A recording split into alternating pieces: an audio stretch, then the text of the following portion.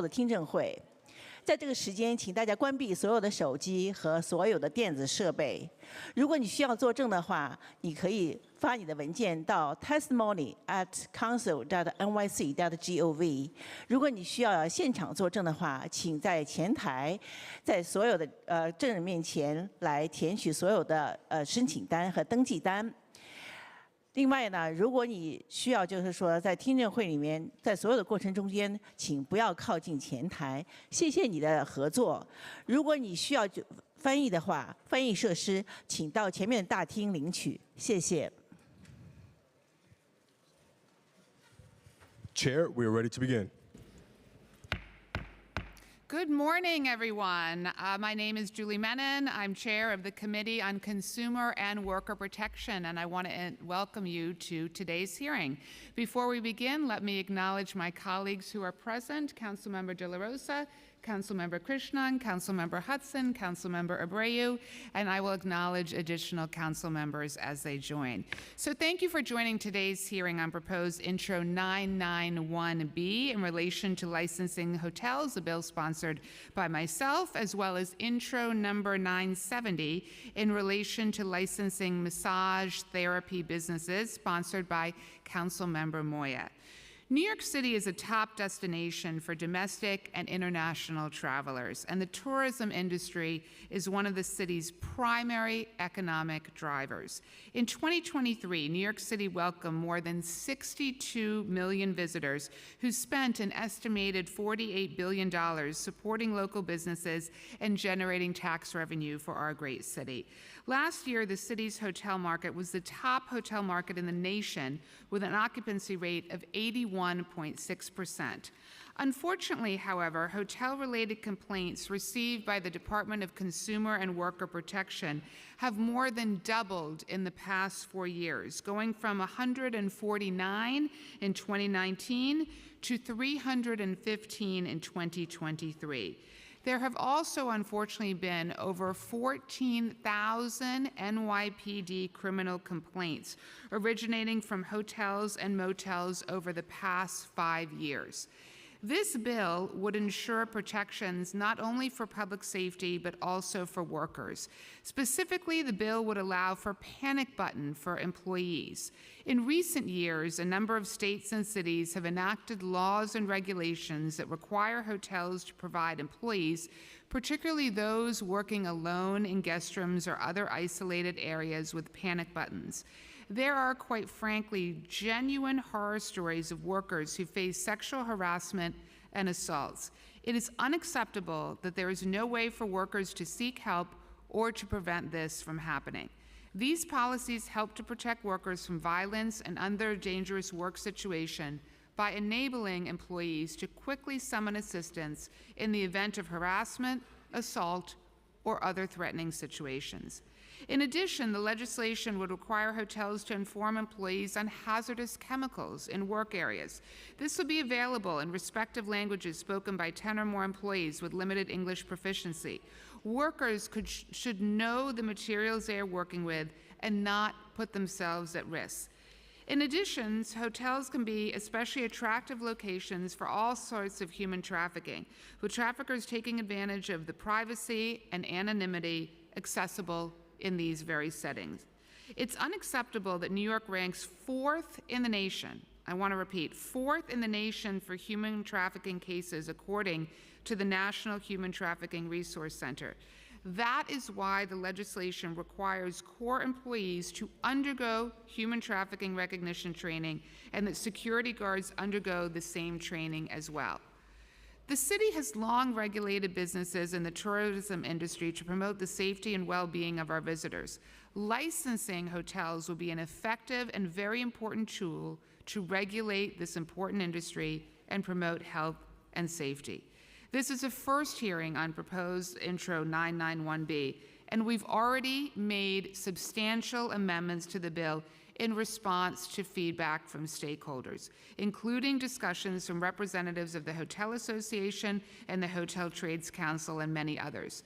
The committee looks forward to hearing additional feedback today from hotel workers about their health and safety concerns, from hotel owners about their day-to-day operation, from consumers about their experience with hotels, and from the hospitality industry about their business relationship with hotels.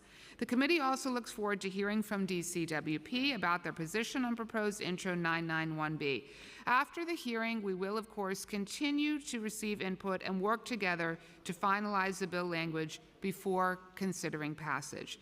We have received reports that workers have been pressured by their employers to participate against their will in public rallies related to this piece of legislation.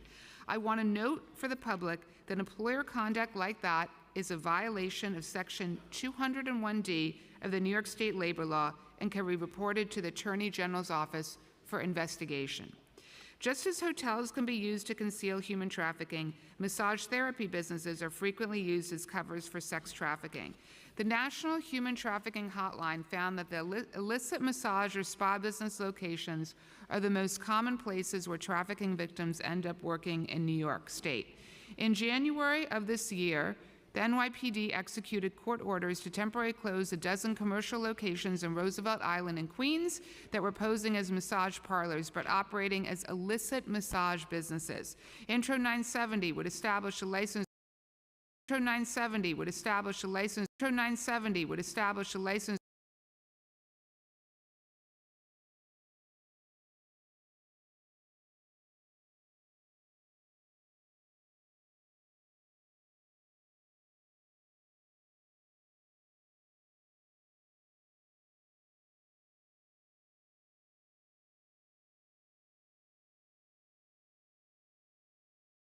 Now want to invite. Can I invite?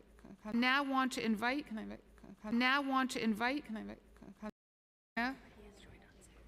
Councilmember Moya has joined us on Zoom, but we are waiting quorum before he can make his opening statement. We've also been joined by Councilmember Ariola. So I'm now going to take a moment to call on a couple of my colleagues who asked to make introductory opening statements on that. Thank you so much, Chair Menon. Good morning, everyone. I'm Councilmember Shekhar Krishnan, representing Jackson Heights, Elmhurst, and a part of Woodside, Queens. Hotels across our city are the heart of our city's vibrant tourism industry. Many hotels are places where visitors can safely stay before enjoying a Broadway show, going to a Mets game, or coming out to Jackson Heights to enjoy the best food in the city, in my unbiased opinion. But there remains a dark underbelly to the hotel industry. Mistreated, exploited workers, human trafficking, dangerous criminal activity can take root and fester in unlicensed, unregulated spaces. That's true in hotels, and it's also true for unlicensed massage parlors. It means our guests, hotel workers, and surrounding communities are all less safe than we should be. That is why I am proud to support Councilmember Julie Menon's Safe Hotels Act to license hotels in the city and ensure key protections for consumers and workers. Bad actor hotels currently have no incentive to change, and they continue the same practices with little accountability or enforcement. They can mistreat workers, tolerate illegal activity, and create unsafe conditions for guests. I know this happens, and licensing protections and other mechanisms to protect hotel workers in our Safe Hotels Act acknowledges a couple things. First, that all industries, from nail salon workers to businesses, should be licensed and regulated. It's the best way to ensure protections for workers, for guests, for all of New York City. We also know that our hotel workers are the essential workers of our tourism industry, making sure that it is successful. We owe them an extraordinary debt of gratitude, and we also have to make sure that working conditions for them are safe and dignified. Most alarming of all, I've seen how unlicensed hotels or even unlicensed massage parlors become venues for sex trafficking. We've seen the news from the charges against Diddy and his prosecution, but also to Jackson Heights and Elmhurst in my district. To see unlicensed hotels turn into destinations for illegal sex trafficking, and to see the way in which sex trafficking and criminal activity spills out from those unlicensed hotels onto Roosevelt Avenue, creating unsafe conditions for families, children, and for all my constituents. I hear this from hotel workers in my district, representing the district with the largest number of hotel trades council members in all of New York City, in Jackson Heights and Elmhurst. I hear it from my constituents who are walking down the street on Roosevelt Avenue and the immense and grave concerns they have about trafficking on Roosevelt Avenue in unlicensed hotels to unlicensed massage parlors. This bill, the Safe Hotels Act, will put a stop to such practices. It's about public safety. It's about protecting workers and protecting our communities, protecting our essential workers, protecting our immigrant communities. I'm proud to stand with my friends in organized labor, from the Hotel Trades Council to 32BJ to the Central Labor Council, and many others in support of this bill. As I mentioned, since my district has the largest number of hotel workers in our city, it is my duty and responsibility to protect my constituents from abuse and neglect in their jobs. We must ensure basic workplace protections and eliminate any predatory subcontracting systems that exist in our hotels. We are simply setting a standard for safety for workers. I also want to briefly speak on the other piece of legislation being heard today, Intro 970 by Councilmember Moya. Unlicensed massage parlors are similarly havens of unsafe conditions, illegal activity, and also mistreatment of workers. Licensing these businesses will give the city a safe, non-carceral method to regulate massage parlors and make our communities safer. This isn't just theoretical. I see it and I hear it from my constituents because of unlicensed massage parlors on Roosevelt Avenue and what spills out in terms of trafficking onto the streets as well. I want to thank my chair, Julie Menon, and colleague for introducing the Safe Hotels Act, this vital legislation, and holding this important hearing this morning. I want to thank my colleagues who have joined in this fight to protect workers and enhance public safety for our communities. I want to thank my friends in organized labor for all they do to protect workers across our city, our great city. And most importantly, I want to thank the hotel workers who are here and across the city, who work tirelessly in New York to ensure that guests have clean and safe places to stay when enjoying our city. We appreciate your work, we appreciate your advocacy, and hope you know that you always have allies and champions in this New York City Council to fight for the protections that you deserve. And I look forward with my council colleagues to hearing and passing the Safe Hotels Act. Thank you all so much. Thank you to our hotel workers. Thank you very much, Council Member. We're now going to call on Council Member Shulman for an opening statement. Thank you, Chair Menon. Good morning, everyone. I am Councilmember Lynn Shulman. I represent District 29 in Queens, which includes Forest Hills, Kew Gardens, Richmond Hill, and a small part of Rego Park. What I will tell you is that I only have one hotel in my district. That's the Umbrella Hotel, which has been the poster child for this piece of legislation. I am here today to express my support for Intro 991 that would empower the city to license hotels that operate in New York City. I want to give a big thank you to Chair Menon of Bad Actor Hotels in New York City. I want to thank my friends in labor, particularly HTC, 32BJ, CLC, and many others for coming along and supporting this. My district knows far too well what can go wrong with a bad actor hotel. The Umbrella Hotel in Kew Gardens opened in 2017 as a luxury hotel located on Queens Boulevard. Instead, it became a major quality of life issue in the local community. Bottles were thrown from the building on a regular basis. Parties were ongoing day and night. In addition, drug dealers were known to frequent the lobby, and first responders were frequently called for drug overdoses, and the NYPD was called on numerous occasions for criminal activity. Over 100 complaints were filed on this hotel alone, from issues including drugs and violence. There were months and months of complaints from the local community asking for something to be done. To make matters worse, a shooting took place during the summer of 2020. No one was killed, but it led to the local police precinct to be stationed outside of the hotel for months, using critical resources that could have been used for other things in the community. Unfortunately, on January 1st, 2021, the first murder of New York City took place at the Umbrella Hotel.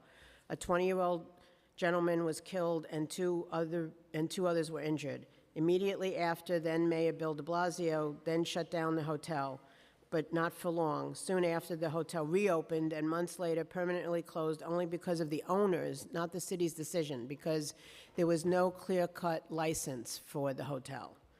The tragedy on January 1st could have been avoided had community finally allow the city the ability to inspect and address the bad actors that have been able to act with impunity in our city. That is why I am a proud co-sponsor and supporter of this legislation. I look forward to testimony from the Kew Gardens Civic Association, from my district, and other constituents that will highlight on-the-ground experiences with the Umbrella Hotel. An important lesson then was listening to the community that deals with constant quality of life issues with hotels, and I hope the same is done today. I want to thank Chair Menon for allowing me to speak. I want to thank my staff for their tremendous efforts in trying to resolve the quality of life issues presented by this hotel, which hopefully will finally be put to bed with the passage of Intro 991. Thank you, Chair.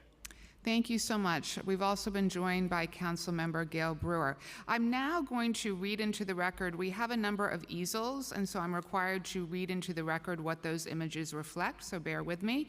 We have an easel behind, the one in the middle. This is a picture with a towel with blood. This picture shows a worker who had to remove blood from a room without gloves. That worker needed to clean the blood without any gloves and was told to clean the room regardless of no gloves.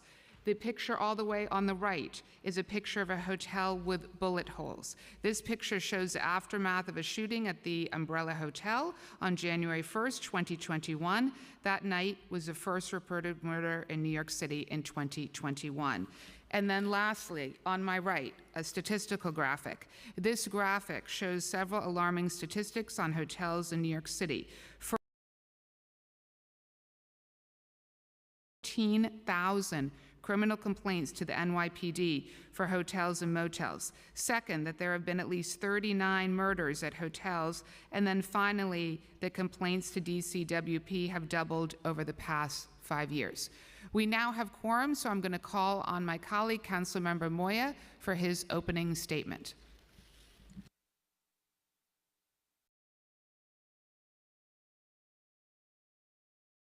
Councilmember Moya, are you there on Zoom?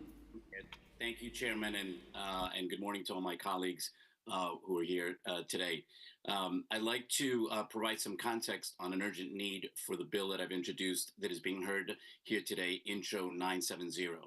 Illegal massage businesses have been rapidly spreading across New York City, especially in Queens, and ground zero for this proliferation is Roosevelt Avenue in my district. These businesses are fronts for human trafficking and exploitation, and they are now openly operating in residential neighborhoods during all times of the day. Just take a walk down any other streets and you'll see the problem. Women displayed in storefronts after storefronts, all hours of the day and night, aggressively soliciting bypassers to come in. These are unclean, unsafe fronts for human trafficking operating in includes being steps away from schools, churches, senior centers, and homes. I think that we can all agree that parents should not have to walk their children past these unacceptable businesses on the way to school every morning. Business owners are pleading for help because the illegal massage parlors are causing them to lose customers. This whole situation is unacceptable. It brings down our neighborhood, allows unconscionable criminal activity, and turns entire areas into red light districts. My district is becoming a red light district and has even been promoted on social media and YouTube as a place where you can come and solicit this type of service. Even licensed massage therapists are impacted, as some male customers mistakenly expect to be offered illegal services there, putting them in dangerous situations. Unlike a hair salon, barbershop, or nail salon, there's no business license business, which means unlike those operations, there's no mechanism to create health code standards. But this bill offers a solution. Intro 970 establishes a city licensing system, so massage businesses must obtain proper credentials to operate legally. No more unlicensed, unregulated operations.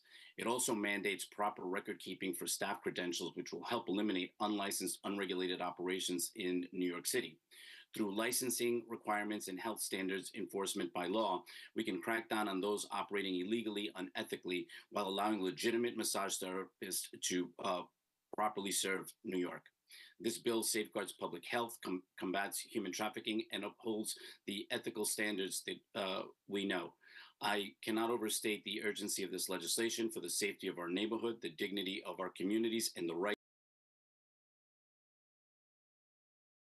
join New York State Society of Medical Massage Therapists, a non-for-profit organization dedicated to the education and advancement of massage therapy professions, which upholds ethical standards and works to prevent abuse of illegal and unethical practices, supports this important piece of legislation.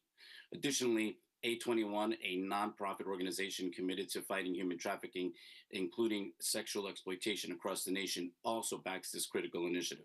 So I urge all of you to please support this legislation. It's past time that we put an end to this uncontrolled conditions where we're seeing throughout our city. Thank you, Chair Menon, for giving me the opportunity to speak on this bill today. Thank you very much. I also want to mention we've been joined by Majority Leader Farias, and now I'm going to call on my colleague, Councilmember Abreu, for an opening statement. Thank you, Chair Menon. I'm here to speak today in support of Intro 991, the Hotel Safe Act. I think it's very clear that we can make our hotels a lot safer, safer for patrons and safer for workers. We don't need hourly rentals that can lend itself to exploitation. We don't need dirty rooms or conditions that make housekeepers afraid to come to work. I know that we can have continuous service in the front desk, we can have panic buttons, and we definitely don't need the 14,000 criminal complaints and nearly 40 murders that have happened in hotels in these last 5 years. We can join other cities, like in Vegas, like in Boston, to license this industry, to make sure that we're making safety a priority, and that starts with licensing. Congratulations, Chair Menon, on getting this bill heard today. Thank you so much. So we're now going to call on representatives of the administration to testify. We will be specifically hearing testimony from Commissioner of DCWP, Commissioner Vilde Mayuga, from Deputy General Counsel Melissa Eichen, from Assistant Commissioner of External Affairs Carlos Ortiz. I will now turn it over to Committee Counsel to administer the affirmation. Please raise your right hands. Do you affirm to tell the truth, the whole truth, and nothing but the truth before this committee, and to respond honestly to council member questions? I do. I do. I do. You may begin. Good morning, Chair Menon and members of the Committee on Consumer and Worker Protection. I am Vilda Vera Mayuga, Commissioner of the Department of Consumer and Worker Protection, DCWP. I am joined by our Deputy General Counsel, Melissa Eichen, and our Assistant Commissioner for External Affairs, Carlos Ortiz.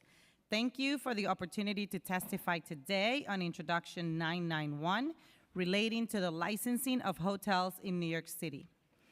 DCWP provides fundamental consumer and worker protections, financial empowerment programming to New Yorkers as well. We strive to ensure that consumers who have been deceived or exploited have recourse, that workers have a passionate defender of their rights, and that all New Yorkers have the support they need to improve their financial health. We remain steadfast in our goal of protecting New Yorkers in the marketplace and in the workplace.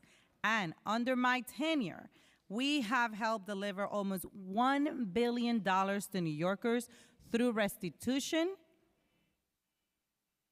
financial empowerment, and new protections for essential workers. Now, the hotel industry, as many of you have said, is and always will be incredibly important toward the success of New York City, helping contribute $74 billion to our local economy, serve millions of consumers, and employ tens of thousands of workers. DCWP's role in this space is to enforce key protections for consumers and workers of hotels, and to help hotels build a culture of compliance with our laws and rules. Most recently, we collaborated with the Council on various proposals related to the hotel industry, including those that provide job and income security for hotel workers and additional consumer protections for hotel guests. Local Law 99 of 2020 was a two-part law that created a private right of action for hotel service workers who are illegally fired after a change in hotel ownership or management, and requires hotels to notify guests of service disruptions that would substantially affect their stay. Displacing workers should always be the last resort. This law protects against immediate and unnecessary job loss, which can be financially devastating for hotel workers and their families. We also supported enhancing consumer protections for guests who face disruptions of hotel services. Complaints can be filed with DCWP for issues related to a service disruption or for any of our other consumer protection laws. Our agency takes each complaint seriously, and we work to mediate individual complaints for consumers. Further, we monitor incoming complaints for patterns of noncompliance in all of our categories and initiate investigations when we identify such patterns. Local Law 104 of 2021 was a temporary pandemic-era measure that required employers of laid-off hotel service workers from certain large hotels to pay those workers $500 in severance pay per week for up to 30 weeks. DCWP supported this legislation to provide. Those efforts not only protected the livelihoods of these hotel workers, but also supported the economic recovery of the industry. Moving to today's bill, Introduction 991 would create a new licensing requirement for hotels across the 5 boroughs, encompassing consumer and worker protections that align with our mission, in addition to other cleanliness, sanitary facilities, and public safety requirements. We commend the Council for its vision to further the protections afforded to those that live, work, and visit New York City. We support these licensing efforts and have a number of recommendations based on our decades of experience and expertise in consumer and worker protection to create an effective and efficient licensing process for both businesses and for the city. Any new licensing authority needs to achieve 3 goals to be successful. First, the licensing laws provisions should address the specific conduct in the industry committed by bad actors. Second, the regulator, in this case, the Department of Consumer and Worker Protection, should have or be given the appropriate tools to deter that conduct. And third, the law should ensure that compliant businesses are not unnecessarily burdened. Unnecessary red tape could ultimately impact our consumers, workers, and the industry detrimentally, which we as a city will want to avoid. Along those lines, we are supportive of restrictions on subcontracting, which can be a key protection for workers, as research shows that subcontracting can lead to lower wages, poor working conditions, or violations of workers' rights.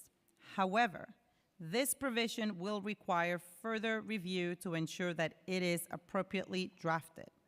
We also recommend adding protections for consumers against junk fees that are prevalent in this industry.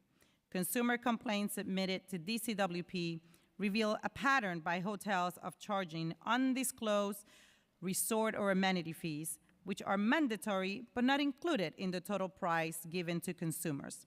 Sometimes these are not even charged until the time of check-in, when a consumer has a limited ability to find alternative accommodations. Lastly, we recommend clarifying provisions related to the intended license holder, the interaction of a collective bargaining agreement with a license, the transferability of a license, and the license revocation process to ensure that all stakeholders are clear about the mechanics of these requirements. Regarding enforcement of cleanliness, sanitary facilities, and human trafficking issues, all of which are outside the scope and expertise of the Department of Consumer and Worker Protection. So, while we support this legislation overall, we do want to make sure those provisions are suitably addressed. Of course, we welcome discussing this in more detail with the Council throughout the legislative process. As with any new mandate, we will work closely with City Hall, OMB, and the Council on new resources to ensure that the goals of this legislation are achieved. With such comprehensive legislation aiming to license an entire industry, we do know this will require new resources. We also consider it appropriate to adjust the licensing fee to adequately support the agency's operation to license this industry. Finally, I would like to note that the Law Department is in the process of reviewing this legislation. Now, let me turn briefly to Introduction 970 related to massage parlor licensing. Unfortunately, we have not had time to review this proposal in detail. Today's hearing agenda yesterday afternoon. Our understanding of the proposal broadly is that the underlying intent is really to address concerns with prostitution. The administration wants to continue working with the council on potential solutions to this issue. With that said, we are not the appropriate agency to address those concerns and should not be licensing these entities for that reason. The administration is happy to discuss this in further detail with the council once we have had time to review this legislation. Thank you again for the opportunity to testify today. My team and I look forward to working with all of you to implement these vital protections for consumers and workers, and I'm happy to address any questions you may have. Thank you so much. We really appreciate the testimony today. I also want to mention we've been joined by Councilmember Chris Banks.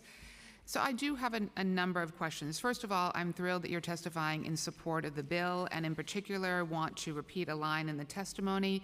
Quote, along these lines, we are supportive of restrictions on subcontracting, which can be a key protection for workers, as research shows that subcontracting can lead to lower wages, poor working conditions, or reason that what we're trying to get to in the bill and with that provision. So I'd love for you to talk a little bit more that and what you've seen in that area. Thank you, Council Member. Yes, we most definitely support the restrictions on subcontracting. As I said in my testimony, it is our experience, and not just ours, but just based on research, and I know we make we indicate that as well, that research in the testimony of how important this is and how we've seen that when there's subcontracting, there is a higher likelihood of those workers' rights to be violated, for the subcontractors to take advantage of that and basically try to hide behind that and not comply with the regulations that are in place across a number of agencies when there is subcontracting and the things that they are required to do. So it is definitely something that we've seen in our experience and also based on research that we've quoted in the testimony. Great. Do you have a sense of why consumer complaints to the agency have doubled in the past 5 years to hotels? Yes, thank you, Council Member. So we believe that a lot of it may, I don't want to say a lot of it, some of it may have to do with the returning to pre-pandemic levels of tourism. We've seen that sort of trend upwards in terms of the complaints over the last 5 years. So that's part of the reason. I do also want to that many tourists and guests who come to our great city don't know to complain to DCWP if they have an issue. Pulled the data to the Better Business Bureau, which shows nationwide there are 15,000 complaints about hotels, a large majority of which are in New York. So I actually think there is an underreporting of data to the agency because if guests come to the city, they don't always know to call the Consumer Protection Agency. But despite that, we still are seeing licensed hotels, because licensing is a very common and effective tool to bring industries under regulatory purview. Cities all across the country license hotels. Have you had the opportunity to talk to other cities to learn best practices? Thank you, Council Member. Let me have Assistant Commissioner Carlos Ortiz to respond to that. I know he's been doing a lot of the interactions also. Thank you, Commissioner. I would say so far, sorry, you're passing it over to me. Councilmember, I would say that so far we've had a lot of opportunities to work closely with industry advocates and the Hotel Trades Council to discuss aspects of the bill. I think we've also been doing a lot of research into other municipalities. I think some were mentioned, such as Boston, DC.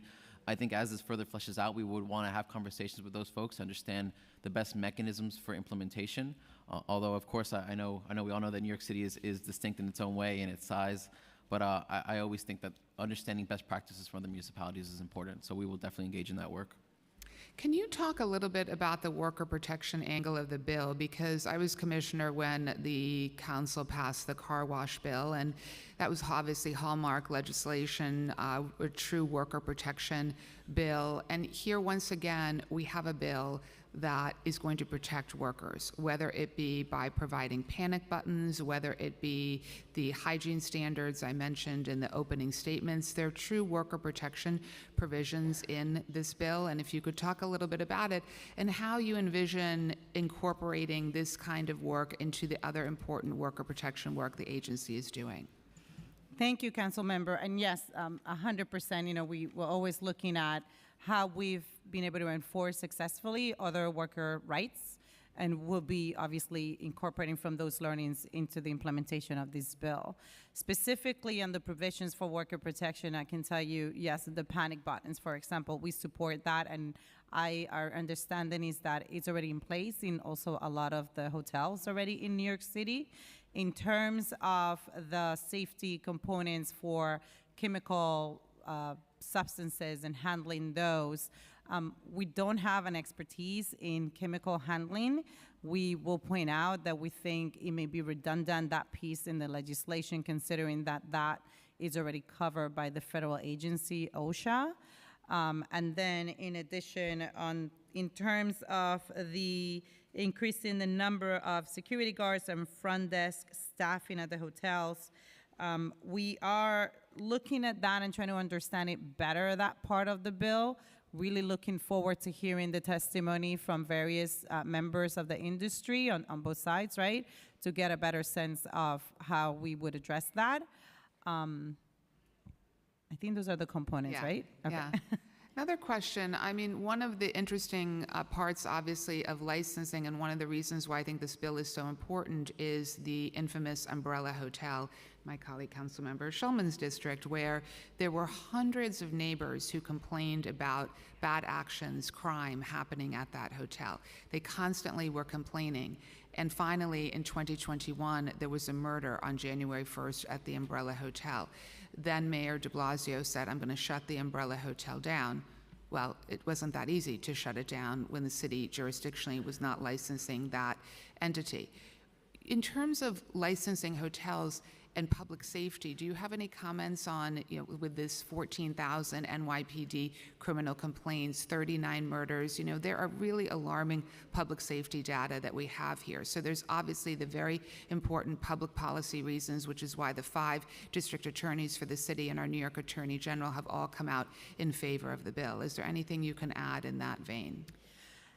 Thank you, Chairman. And I would say that our focus with the legislation has been on the licensing scheme, right? And we do a lot of licenses, right? We license over 45,000 businesses across over 40 industries. And so we have a real expertise in that, right? Decades of experience tweaking that process across different industries. And of course, each one is going to have its particularities. So the way we've been looking at this is, how do we ensure that that licensing scheme makes sense so that we can actually also enforce it, and it will deter the bad behavior and illegalities, right, that we're trying to address, making sure that we are tackling the goal of the legislation, protecting consumers, protecting workers, right, as that is the mission of our agency.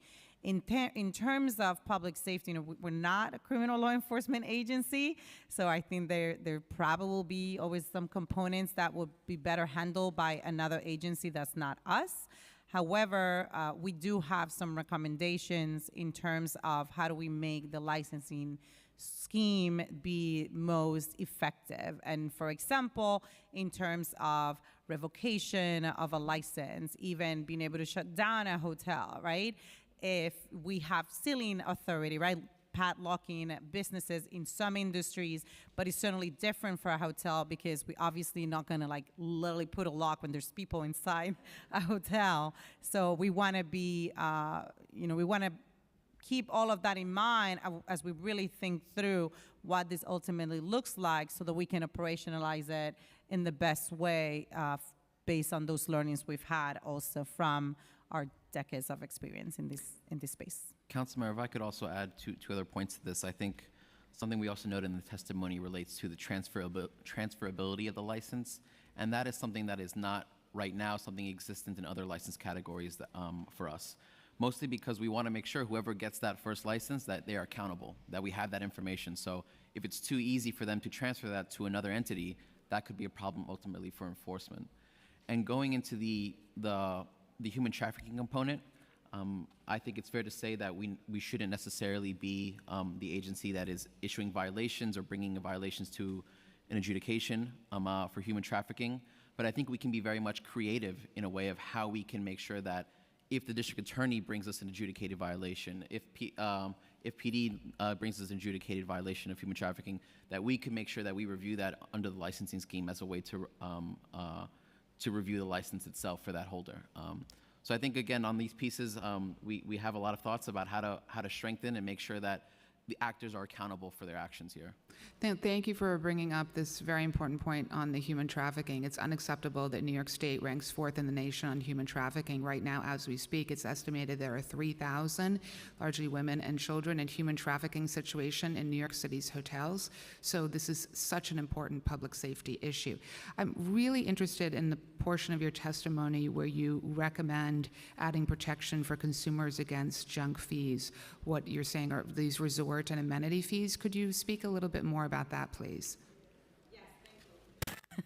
Thank you, Chair. I'm really glad you caught on that, and it's certainly something we've been seeing.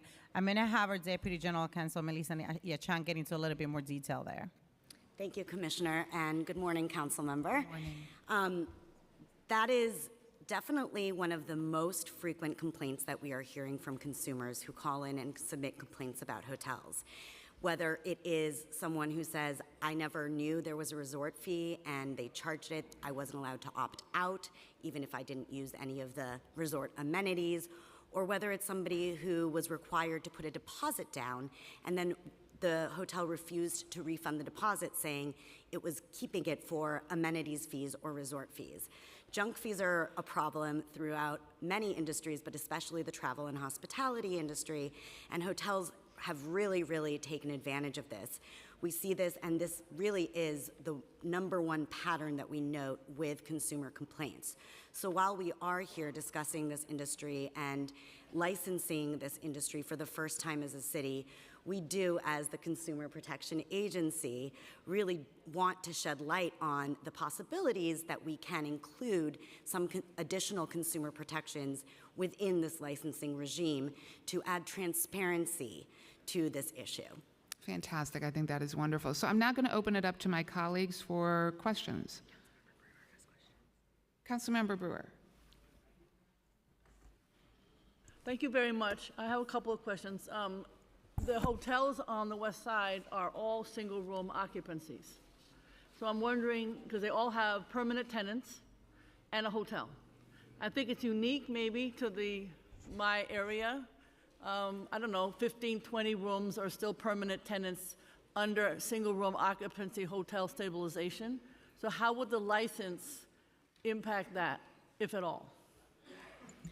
Thank you, Council Member. I know that that is part of the definitions, right, in the bill currently. I know that the Law Department is looking at it to make some recommendations as well. So I think we just need to wait for those to come. Well, they may not know that there are permanent tenants in all these hotels. My guess is they don't. Okay. We're happy. We can definitely pass on and I don't make want sure. those tenants to be impacted. They need to keep their rent stabilization. They're actually able to bring in more succession, blah, blah, blah. So I just don't want them to be impacted. Thank you for raising that also, because I know obviously some of the things that we're recommending is also making sure that it doesn't impact something else, right? By addressing this issue, we don't want to negatively impact And the another other thing to be aware of, some of these owners of SROs illegally convert to hotel. And then I can tell you how many people have come to my office. There's one, I won't mention it, that is notorious for that. I took it off the NYC tourism list as a hotel. It's terrible. So you got to, be careful on what a hotel is. I guess that's what I'm trying to say, at least from my experience. SRO, check.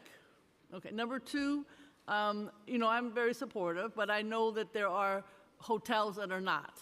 And actually, I never go to the other boroughs. I know there are other boroughs. I never go there. But I know that there are hotels there, and they're more challenging and problematic than the ones I know. I've never been to those hotels.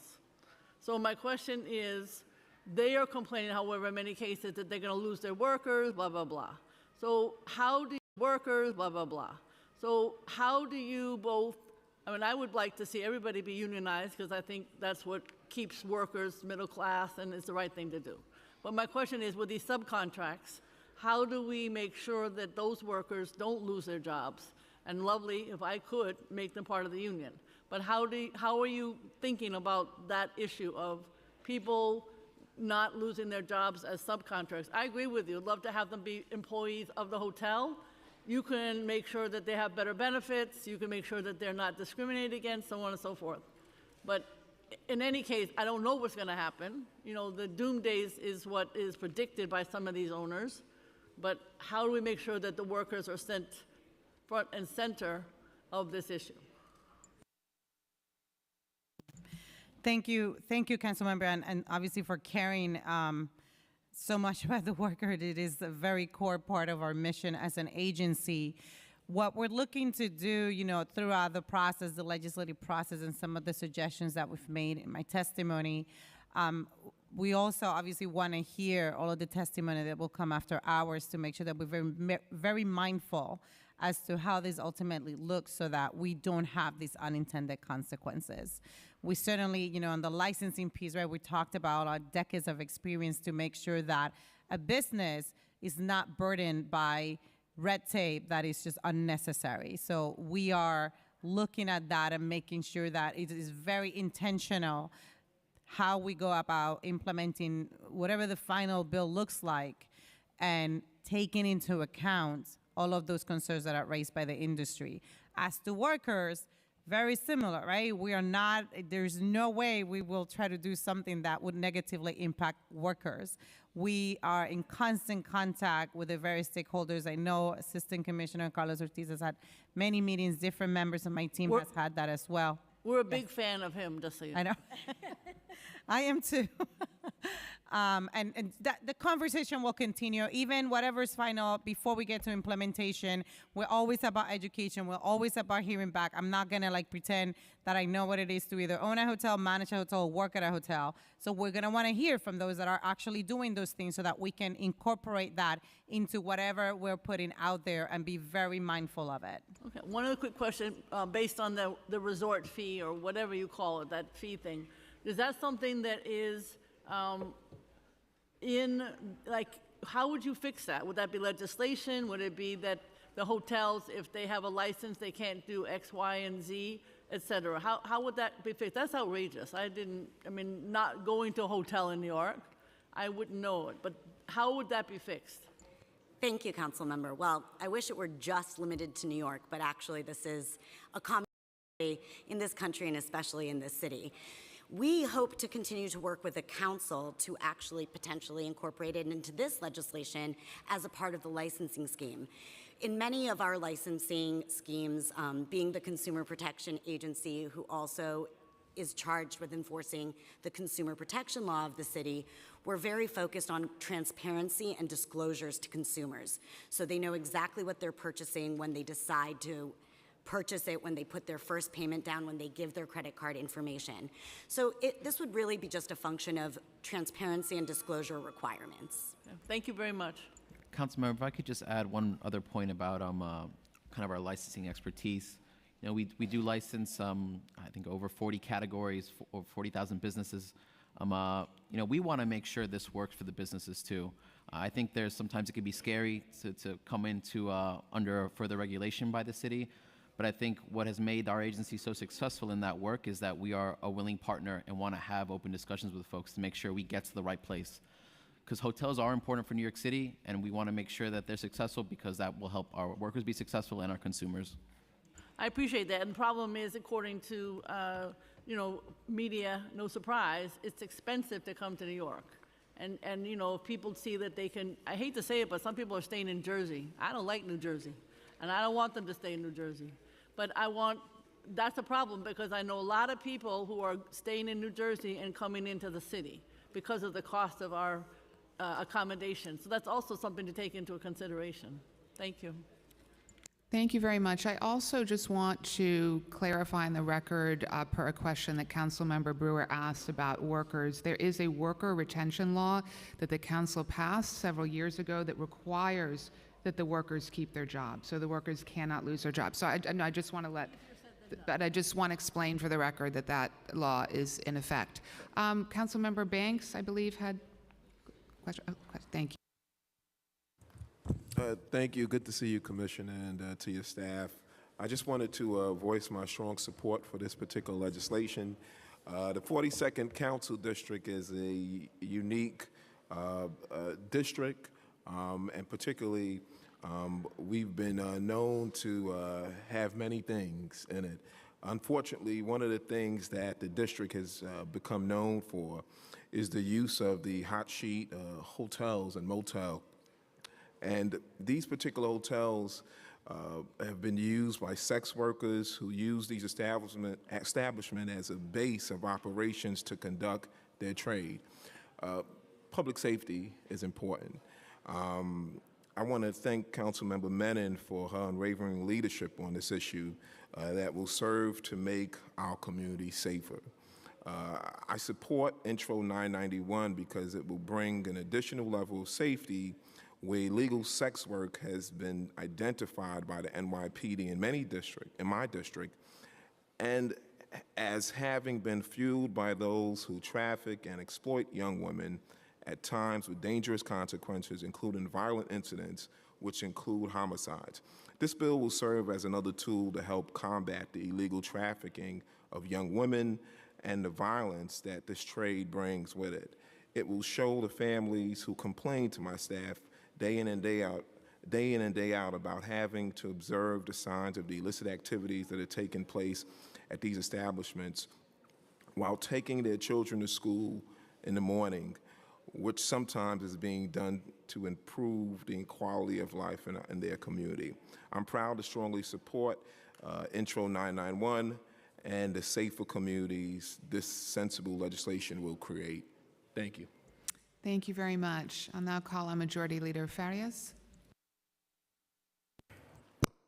Thank you, Chair. This is a little loud. Thank you, Chair, and folks from TCWP, Commissioner, for coming today. I have a variety of questions that are spanning from your testimony and from just reading through the bill. So I'm going to try to work through them within this time frame. If not, I'll come back around for a second round. So in your testimony, you mentioned the $74 billion to our local economy. Do you folks at DCWP have the breakdown of the $74 billion between the small, medium, large hotels and what that looks like in terms of revenue generated? Thank you, Councilmember. I think that number we pulled from our colleagues at New York City Tourism, so we can reach out to them. That's what I figured. I will definitely ask NYCTC. That's under my committee, so I just wanted to make sure. And then in terms of the local law 99, do you folks have the stats on that law and the breakdown of some of the complaint type and disruption types from different complaints we're receiving through the city?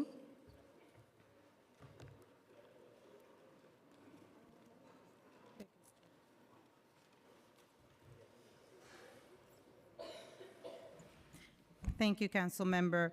Since Local Law 99 went into effect, we have received approximately 1,100 hotel-related complaints from consumers in general. Now, of these, only a very small percentage would potentially relate to service disruptions as defined under the law. Okay. And in fact, only 20 complaints of those that reach mediation relate to service disruptions. So 20 complaints on service disruptions that needed mediation? Yes. Okay, thank you for that clarification. And then additionally, in this same paragraph regarding local law 99, you mentioned initiating investigations on patterns. Do we know what types of patterns have come up?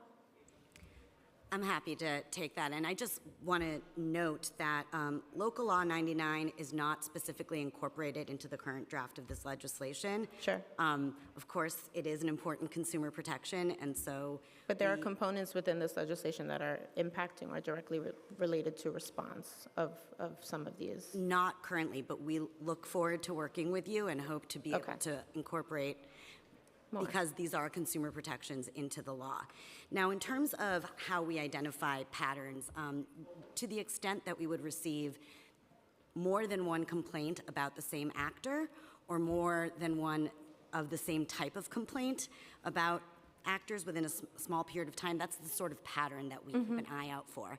And in those cases, besides just trying to mediate those complaints, meaning we have professional mediators who go back and forth between the business and the consumer to try to make the consumer whole, we then open an investigation and begin looking closer at the alleged bad actor to potentially bring a case from our general counsel division against that bad actor. We, of course, do that for any entity or business where we see these violations, where they violate the consumer protection law, but especially within our licensed categories. We license over 40 different categories. This will be, 43, I think.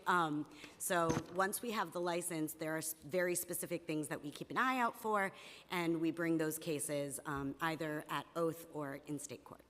Okay, and again, just asking in terms of the type of, is there like a specific thing that you see 5% or 20% of the small, large, medium-sized hotels continuously do? I think that's one of the concerns that members have, is I think sometimes we have tunnel vision with the motels and hotels in our own districts, and what we know is like a pattern that we see continuously. I'm more so interested in like, do you see that there is a general pattern across the city that we're trying to mediate?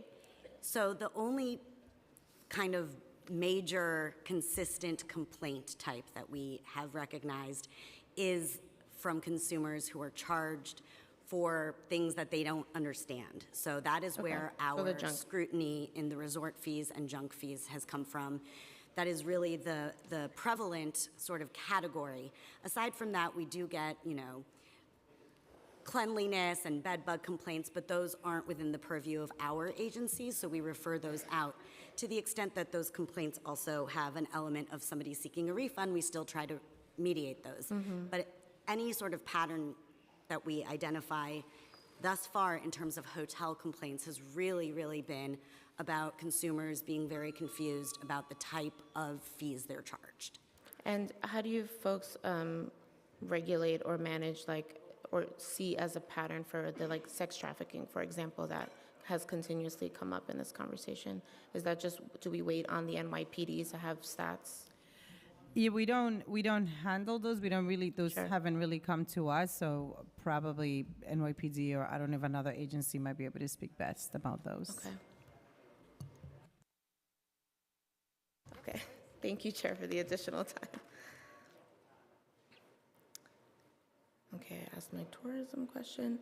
Just some questions around licensing. I'm sure you folks are familiar. I created a TLC license fee just last year, and it took us a long time to get to a place that we were happy with that. I heard you during your responses to the chair on engaging with other municipalities regarding I wanted to know if there was any timeline of what your ideal timeline is in terms of looking at other municipalities that have licensing in this sector, and when you expect to give feedback to the council. I think that question's on me. I think I've just been waiting to get to today, but it's something that I want to engage in as soon as possible, and I'm happy to share any feedback I get. Certainly by the end of the month. Okay. I think that's important for us to know that you folks have not necessarily looked into it too deeply and are hoping to continuously engage on that. Yeah, and I think I could also share in the more immediate term. We have done, without speaking with folks, we have done some research into some of the standards in the bill in other municipalities. So I think we can share that in the near term as well. Okay, great. That'd be helpful. And do you folks have any complaints that come in regarding no front desk personnel or difficulty with digital check-in? I'm very fond of digital check-in these days because I like to take red eyes. So wondering if we get any complaints of needing that personnel in a front desk.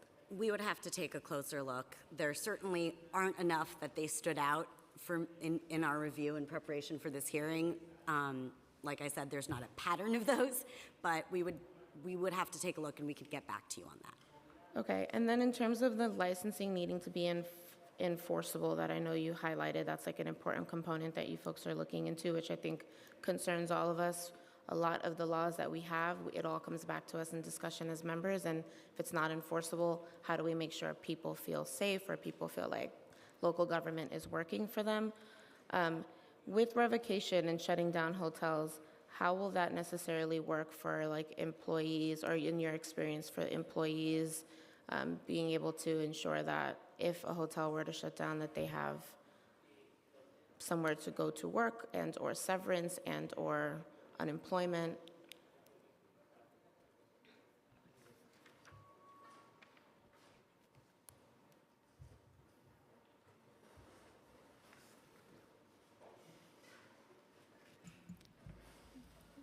Thank you, Majority Leader.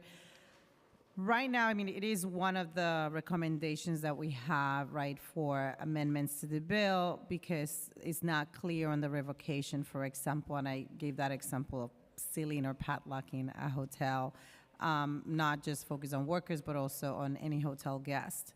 In terms of workers, in what we've done in other situations, other industries where we do have the authority and have successfully used it to close down a store, we do work with other city agencies to ensure that we're not, again, impacting negatively an employee. There's a notice period that goes in anyway. We are going to, right, I mean, once the bill is out there, it's final, we would obviously develop some education to make sure that all involved are aware and prepared for when enforcement starts.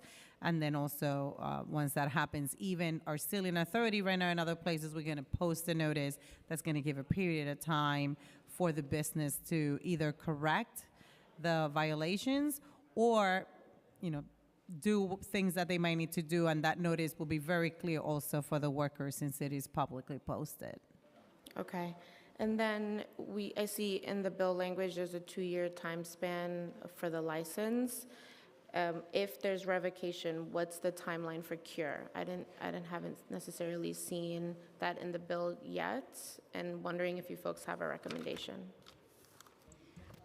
If I might just say, we have concerns with the bill because we want to make very clear what violations are and what would lead to revocation.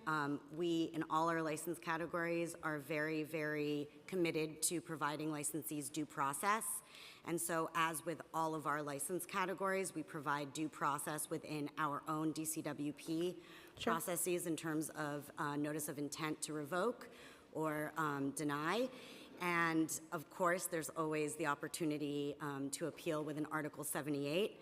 But we look forward to clarifying what the actual standards would be that would merit revocation, because once you get there, it's not typical to allow to cure. That's usually, you know, the due process is you can argue the merits and you have that opportunity, but violations themselves, there are cure opportunities often. Okay. That makes a lot more sense. And then just in your testimony, you spoke about OMB and the agency believing that this will require Intro 991 would require new resources.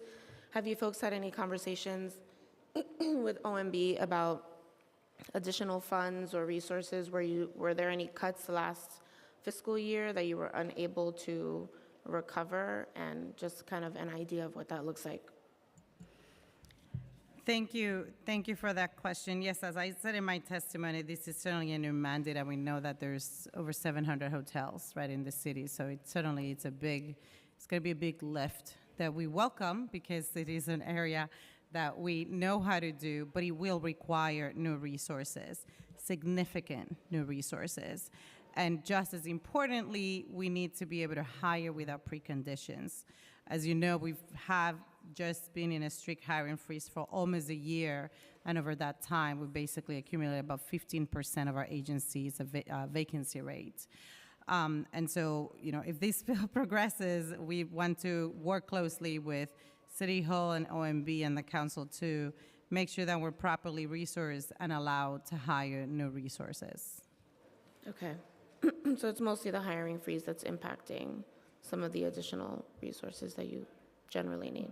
We've been in the hiring freeze, and then of course, if there's new resources, we just want to make sure that we can actually then hire for those new positions that are allocated. And then my last couple questions on this bill specifically, do we have any other license that currently requires direct employment? So something I've been trying to research myself. Sorry, that requires what? Direct employment? No, we currently do not have any other license that requires direct employment. Okay, and then have you folks looked at like the outer borough impact for some of these hotels and workers?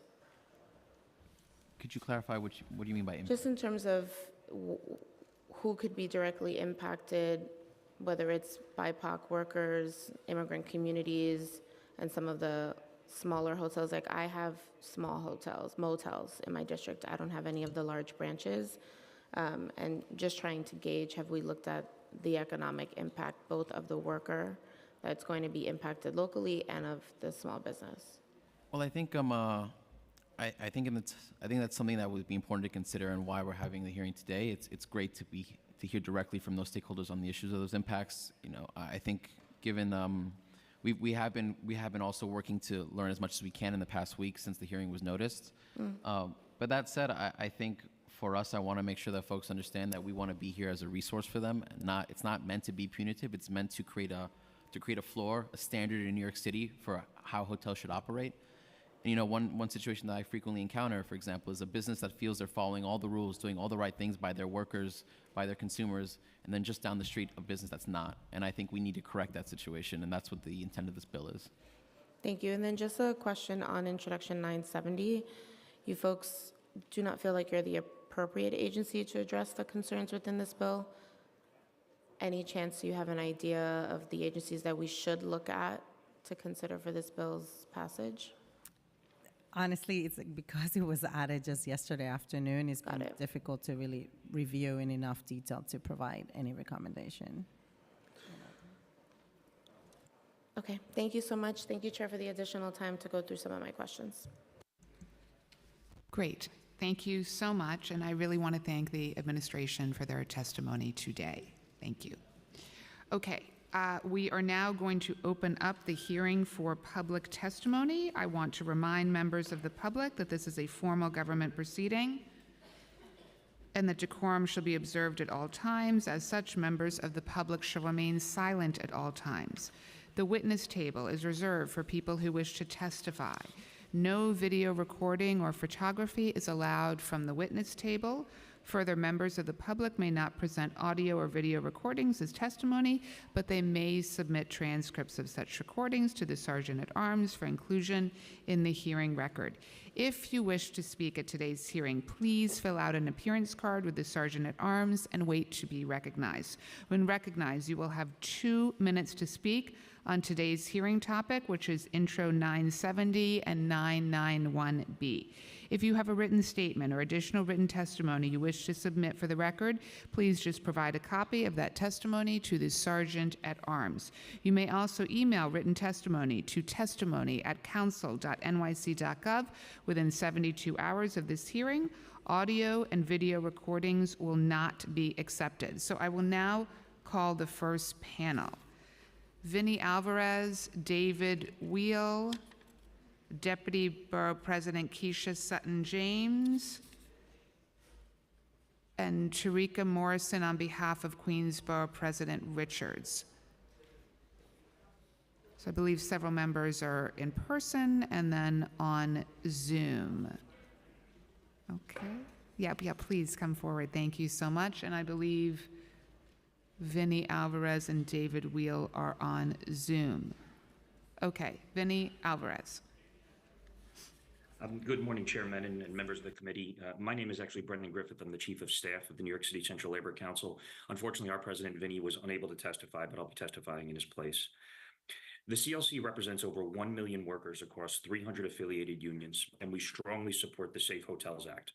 The health of the hotel industry is critical to our city and to the tens of thousands of hotel workers whose livelihoods rely on it. Each of our organizations has an interest in maintaining and expanding New York City's tourism economy and in keeping hotels profitable. For months, hotel workers and allies have been working to advance this bill. After years of deteriorating workplace safety, increased wage and hour violations, and complaints from hotel guests, it's time for action.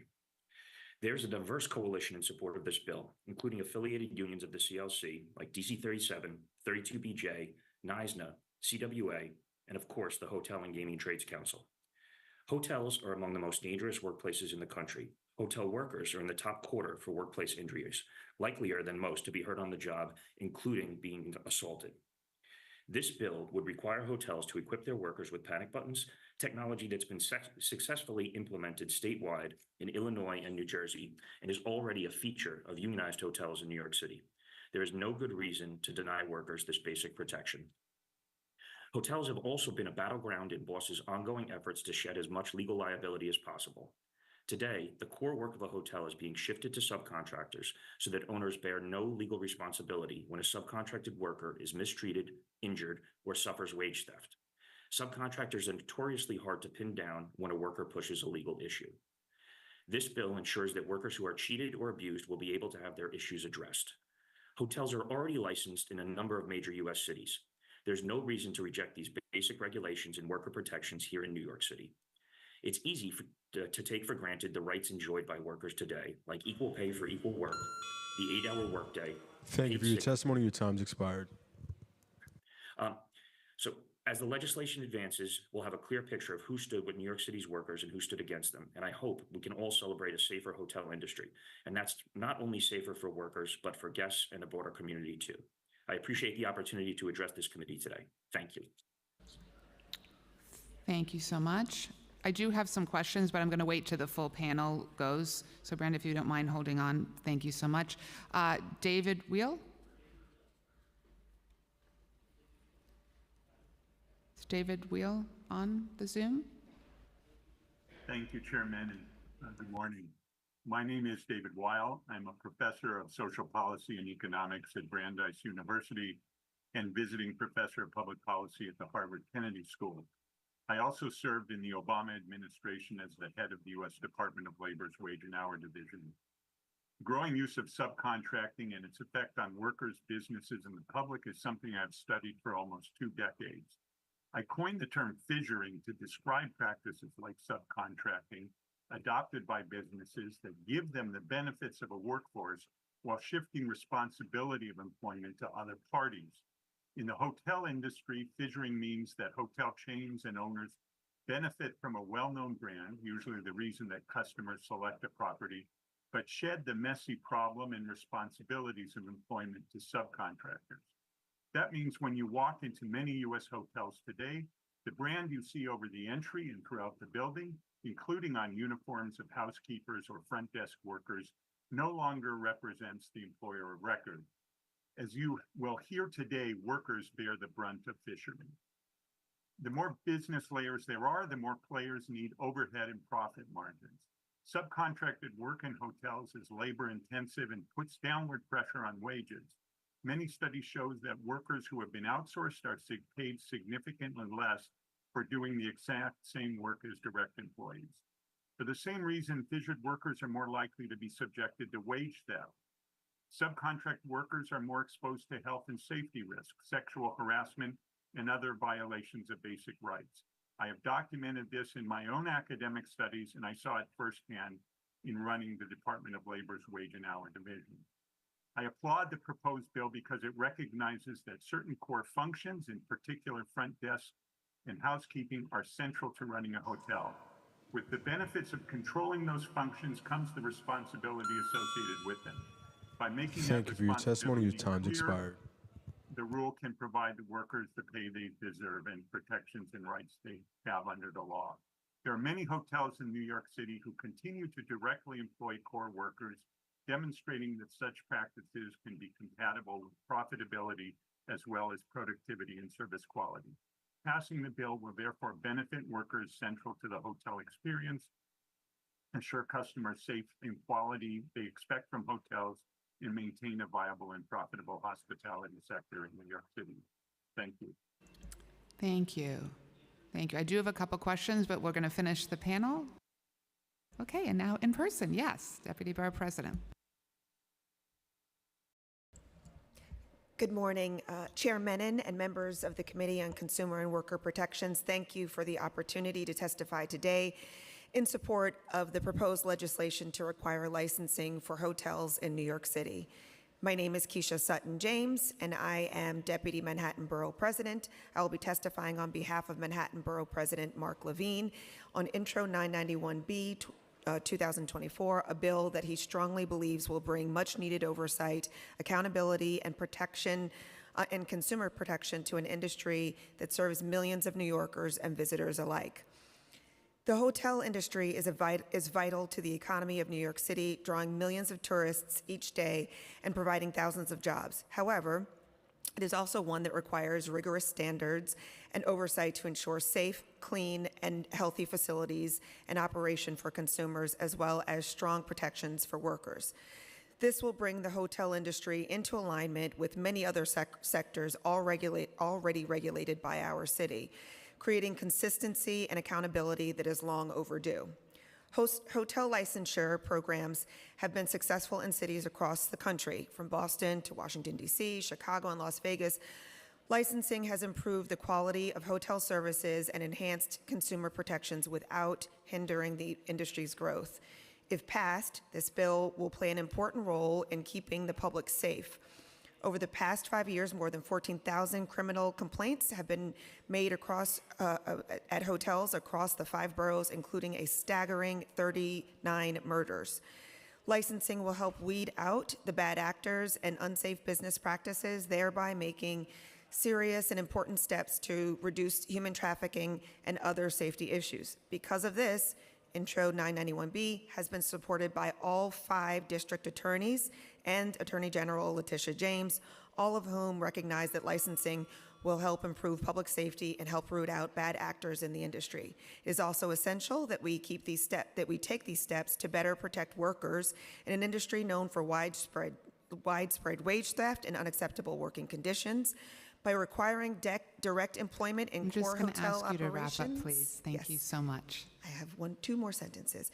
In operations, this legislation ensures that hotel workers are treated fairly, paid appropriately, and protected from exploitation. Licensing will further foster a more responsible and transparent industry where workers and consumers alike can trust in the integrity of the businesses with which they engage. Intro 991B is about improving public safety, protecting consumers, and ensuring fair treatment for workers. I urge the council to pass this important bill. Thank you for your time and consideration. Thank you so much. My pleasure. Good morning, Chair Menon and members of the Consumer and Worker Protection Committee. My name is Tarika Morrison, and I serve as Deputy General Counsel and Director of Intergovernmental Affairs for Queensborough President Donovan Richards, who is not able to be here today, but I'm here to deliver testimony on his behalf. Our city's tourism industry is arguably our most important industry. It puts tens of thousands of our neighbors to work and generates billions of dollars in wages and tax revenue. But what it doesn't do sometimes is have common sense. The fact of the matter is that we have problematic hotels in every borough.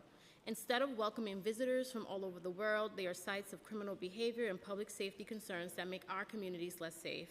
Just across the street from Queensborough Hall, for example, there was the Umbrella Hotel. For months, we heard dozens of complaints from neighbors about drugs, prostitution, and violence happening there. And on New Year's Day in 2021, a shooting at the hotel took the life of a guest named Robert Williams. He was there to celebrate the New Year and his 21st birthday the next day, but he didn't live long enough to see it. Robert should still be alive, and he would have been alive if we had the power to shut down the Umbrella Hotel once it became clear that it was a threat to public safety. The Safe Hotels Act would allow us to do just that. That's why the Borough President proudly endorses the Safe Hotels Act Not only will it make our community safer, it will improve the quality of our hotels for those who use them. Giving the city the tools to better regulate hotels and set basic health and safety standards is essential to protecting workers, guests, and the community. And any reputable hotel should be able to follow them. Cities like Chicago, Boston, Las Vegas have these standards in place, so it's only right that New York is the next city to do so. Borough President Richards is deeply grateful to Councilmember Menon for her advocacy and intensity on this bill, and he encourages the full council to pass it. Licensing is one of the most effective tools the city has to enforce the critical safety and sanitary standards at public-facing businesses. That's why the council should pass the Safe Hotels Act now. Thank you, Chair Menon. Thank you so much. We greatly appreciate your testimony and the support of both borough presidents. So I do want to turn back first to Brendan Griffith for a question and then to Mr. Weil. Brendan, if you are still on the Zoom, you talked a little bit about wage theft and deplorable working conditions. Can you talk a little bit about some of the complaints that the Central Labor Council is receiving from this in terms of subcontracted workers and the importance of this subcontracting ban? Yes, thank you very much. I appreciate the question, Chairman.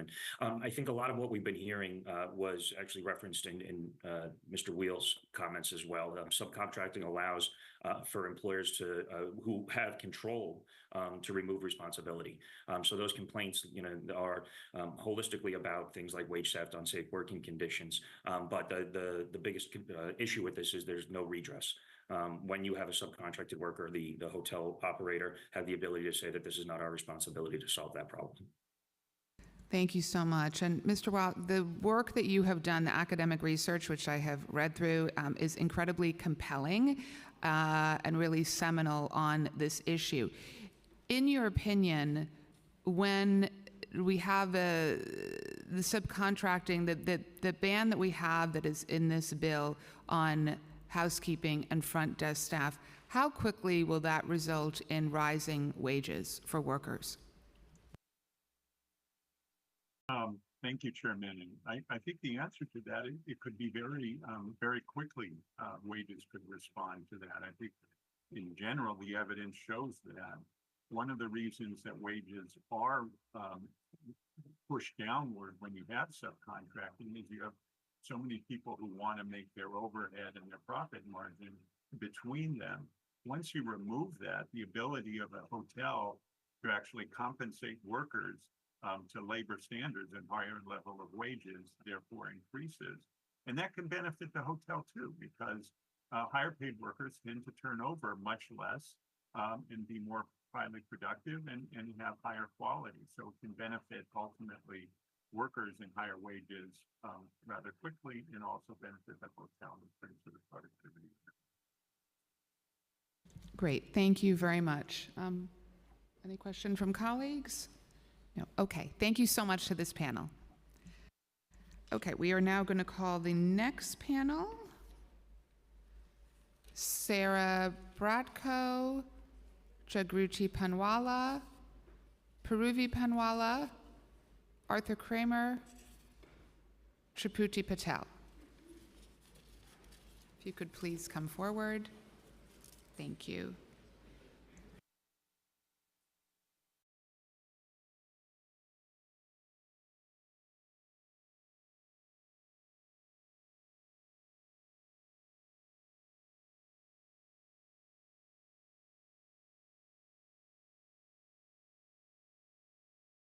Okay. Great, thank you. If you could just go in the order that I called you, thank you so much. Sorry, I think I messed up this evening. No problem. My name is Sarah Bracco. I'm with the American Hotel and Lodging Association. AHLA represents all segments of the lodging industry, including brands, owners, management companies, and other businesses that provide support to the industry. The hotel industry takes our responsibility to the health and safety of our employees and guests incredibly seriously, and if there are challenges and issues, we want to make sure that we're not only part of that conversation, but part of the solution. We want to thank Councilwoman Menon for meeting with us several times and want to also acknowledge that version B of this legislation has made significant changes to address the industry concerns. However, this version will still have devastating impacts on the lodging industry and small businesses in New York. While there has been significant dialogue about this bill, the hotel industry has never really opposed any of the actual health and safety measures that are included in this, particularly mandating compliance with the state human trafficking law that we wrote in 2022, and the implementation of panic buttons. If the true intent of the legislation is to standardize health and safety measures, there are several alternative ways to achieve this goal without making it illegal for many New York City businesses to even operate and causing irreparable harm to countless New York City hotels. Why does this legislation arbitrarily ban the total use of subcontractors instead of simply mandating that any subcontractors working in the hotel have to be licensed and follow the same health and safety requirements of hotels? There's really zero evidence that shows that hotels that use subcontractors have lower health and safety standards. All this bill does is make it illegal for small businesses to actually operate. We urge the City Council to scale back this bill and create what you have always said this is about, is a simple licensing bill. And we'd be happy to answer any questions and continue to engage with conversations with the sponsor and other members of the council on this bill. Thank you. Next, please. Good morning, council members. My name is Jagruti Panwala. I'm here as a past chairwoman of AHAWA, which is the largest hotel owner association in the world. I'm also here as a first-generation hotelier with 26 years of experience. I've spent my entire adult life in hotel business, and I've done every single job there is to do, from housekeeping to maintenance to bookkeeping to management. So I know the first thing what it takes to be a small business owner. Currently, we own multiple hotels in the United States, including a 60-room hotel in Bronx. Intro 991 is being called the Safe Hotel Acts, but actually safety protocols are duplicative of existing laws and industry protocols. Clearly, the title is a smokescreen for another objective, forcing our small businesses to change their business models and intentionally or unintentionally eliminating us from the New York City marketplace. First, as currently written, the licensing structure outlined in the bill is problematic. In every other city and state, licensing requirements depend on meeting building standards and receiving a certificate of occupancy. These new and arbitrary rules would cause more obstacles for small hoteliers to secure bank funding and secure franchise partners, both of which are already very difficult. Second, I want to address the proposed disallowance of subcontractors. Subcontractors often provide the flexibilities and specialized skills to help smaller hotels maintain the operational efficiency while at times navigating labor shortages. When considering a subcontractor, we're not only inquiring about their current training and availability, but we also still provide them with the property-specific training, exact the same way we do direct hire employees. We're not alone. Subcontractors are options for many others in this industry, so why remove them entirely for hotel operators? New York City visitors deserve choices, from large corporate catering hotels to smaller limited service family-run hotels, and this legislation will destroy that. I strongly urge you to consider the adverse implications outlined here today when you deliberate on potential policy proposals. Thank you.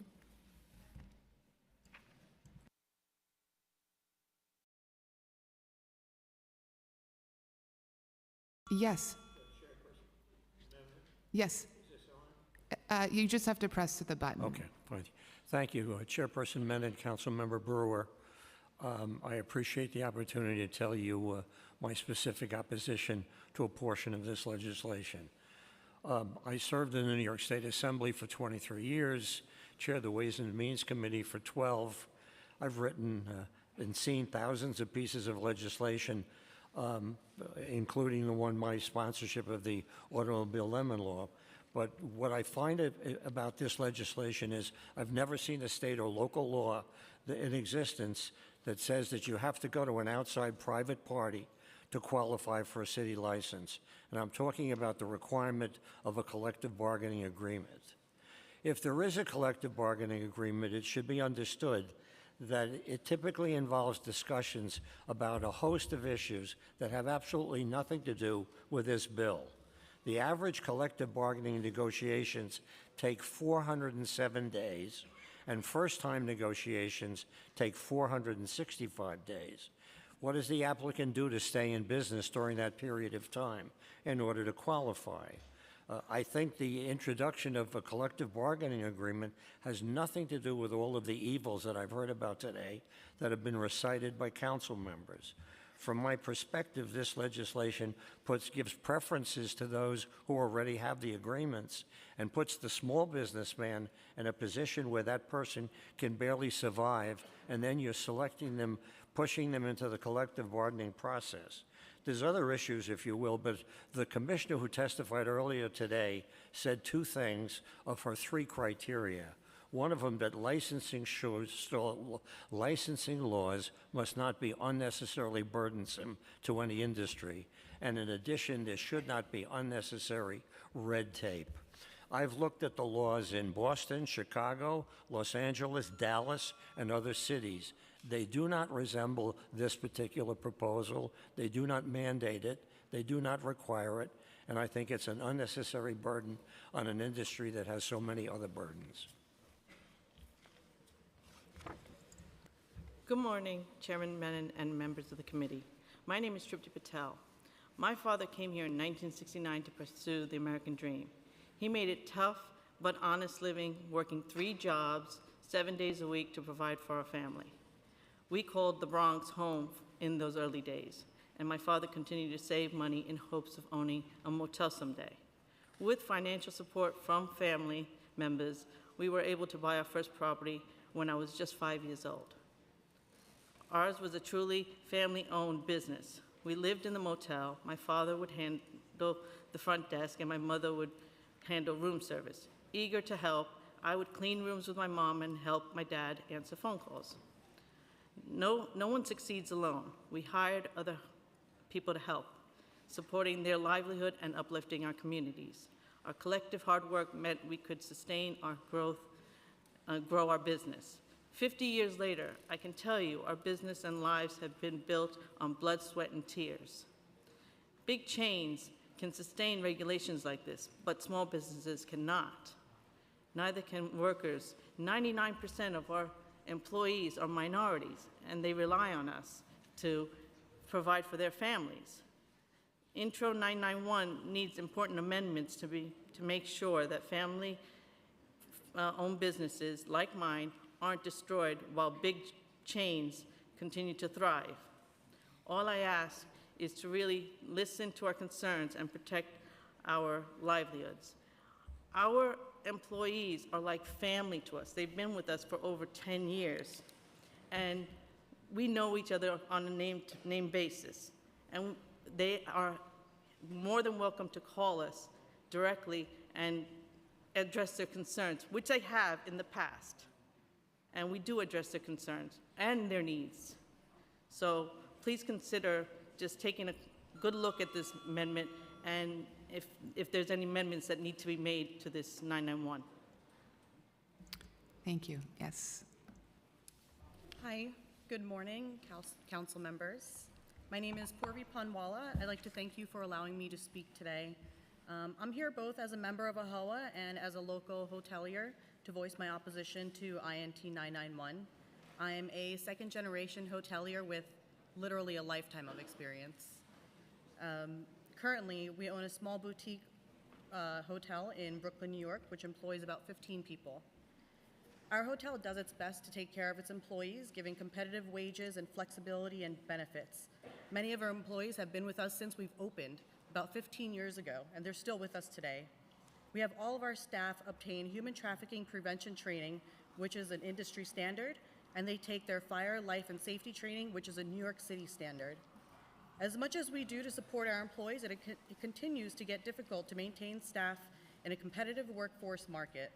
With the challenges we face to maintain day-to-day operations and offer our guests the best experience with a clean hotel room and a safe hotel room, we still have to turn to subcontractors for assistance.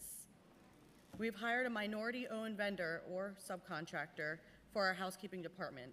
In doing so, we can ensure consistency in cleanliness and in training.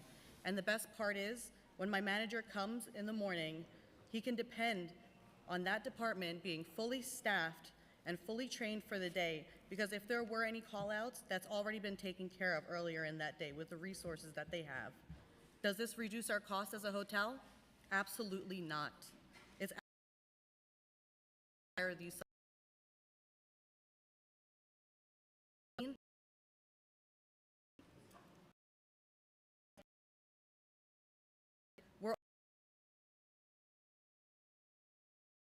is incredibly detrimental. Will be in jeopardy. Hotels like mine against that. Thank you. Two things. A point was made. I want to be very, very clear. Agreement is not required. The language simply states that if a to their CB, their procedures to comply. Second,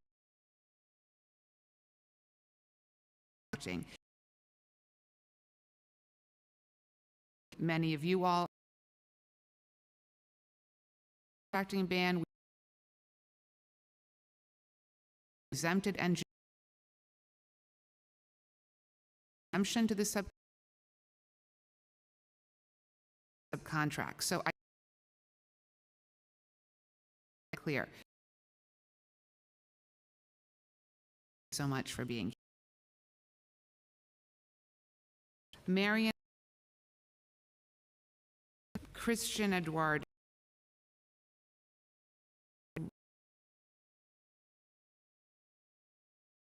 Elizabeth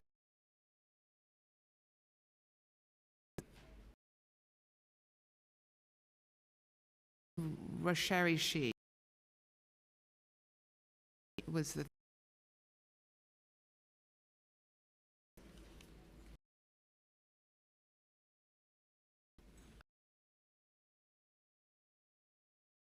Elizabeth Soft.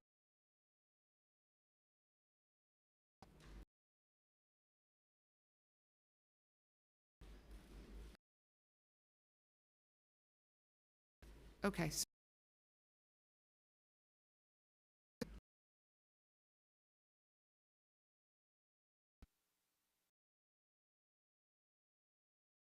The council, state, an organization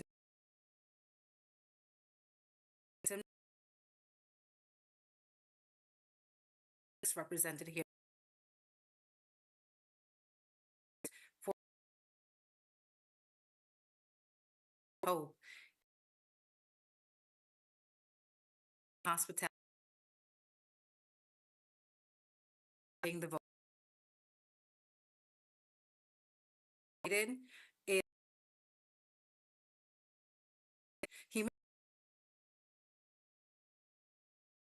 that hides their provide and hotels is stripped away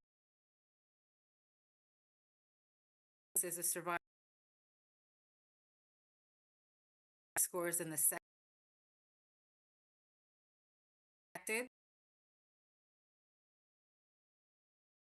of Maria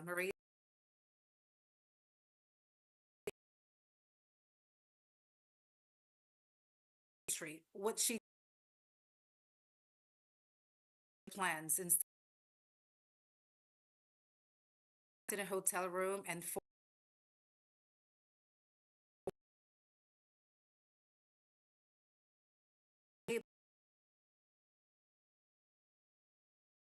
she lived in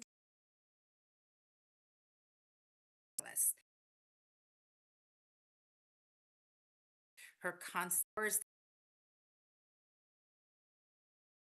on her financial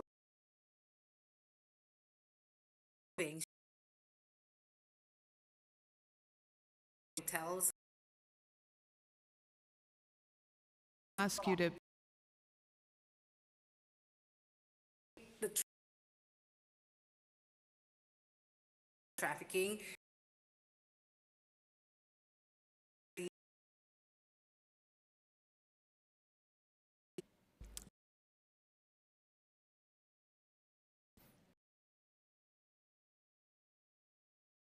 for Prevention Act with a promise was who prey on to be spaces. My story is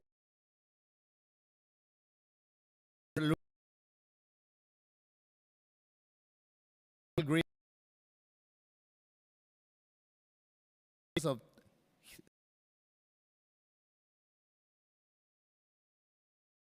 hotels were to cleanse kind close them intentionally or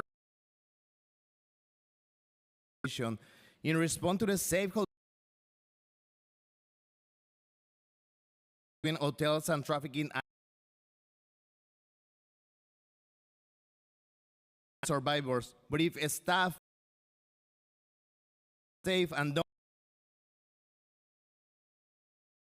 continue to flourish in hotels,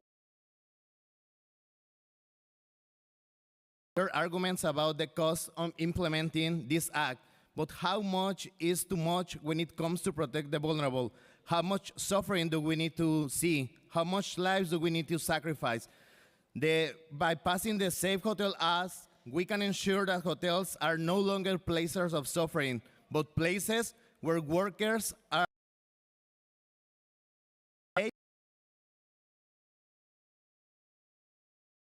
we must and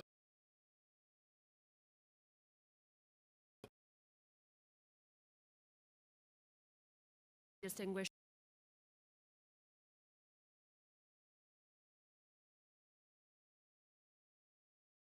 linguistically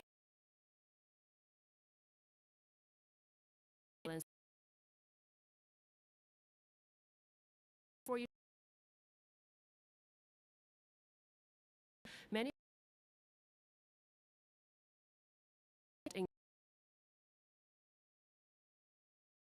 was often of and solely through vulnerability.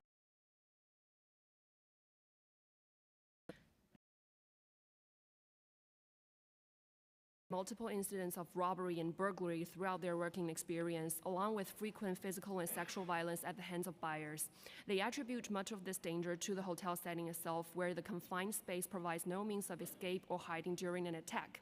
Their savings, often hidden in their rooms, further compound the risk. Many of my clients have shared that there wasn't a single day they work in hotels without feeling constant fear and anxiety. Even after leaving that environment, many continue to suffer from lingering post-traumatic stress symptoms, a haunting reminder of the dangers and trauma they endured. As immigrants with limited English proficiency and resources, these women feel powerless to seek help. Even in emergencies, fear and isolation prevent them from reaching out for assistance.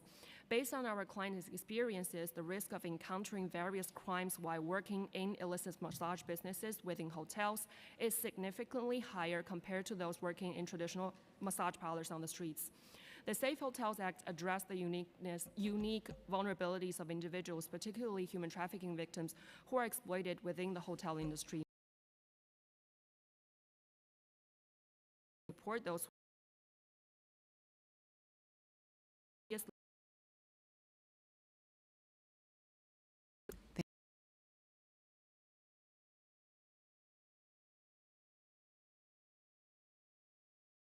New York. We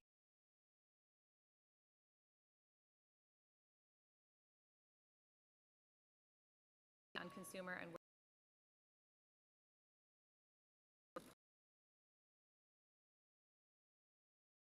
all New Yorkers. The largest provider of 1,600 comprehensive array of services, education, and many of the which is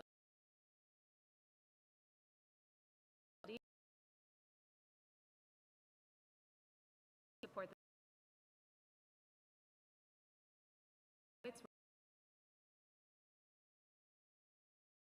come to Covenant House, such as this bill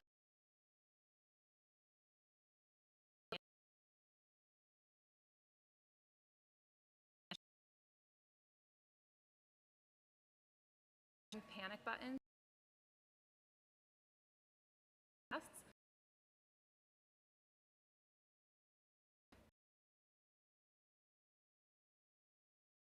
Operate in safer place and hold operations every day. Traffickers. Their harm to those.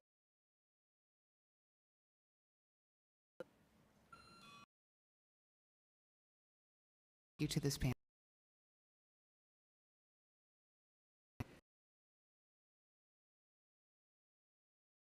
Patel, Michael Pagli, Prayash.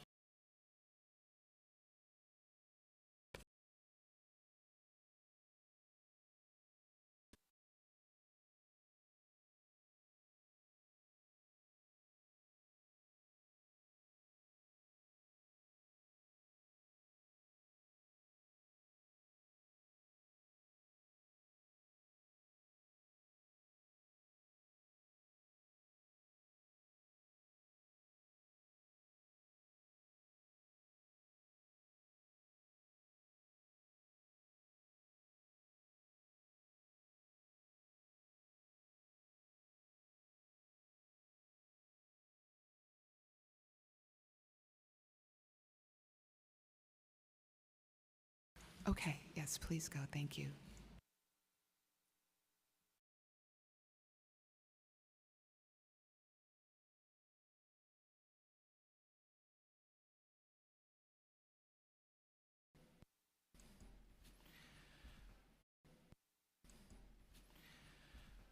Good morning, members of City Council.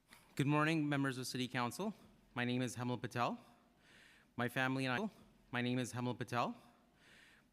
I own hotels in New York City metro area. I'm here today to express my strong opposition to Intro 991, a bill that will have a devastating impact on my livelihood as well as livelihoods of my fellow association members. Intro 991 mandates arbitrary staffing levels, limits operators' ability to utilize subcontractors. As a proud minority small business owner in the hospitality sector, I'm greatly concerned about the unintended consequences this bill will have on our industry, and specifically small, independent minority hotel owners such as myself, our employees, the majority of whom come from minority communities.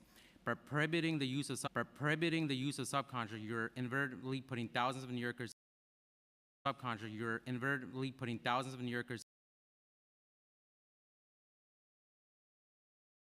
industry, including housekeeping, security, food, and beverage.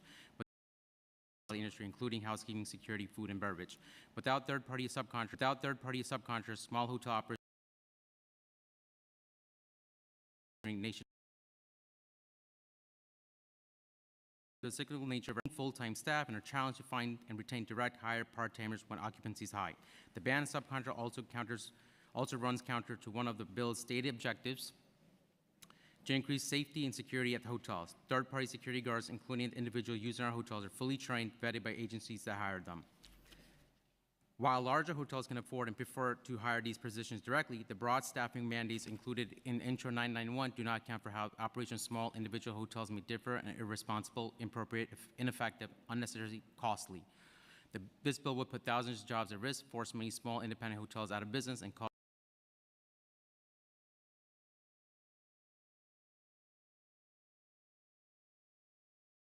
occurred in a Soho. In April, a teenager was shot outside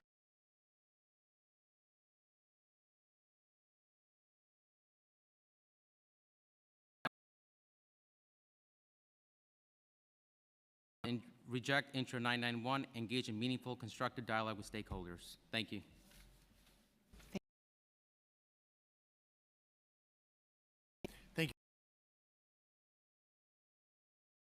Bradley Burwell. I am an executive quality advisor. Will cause significant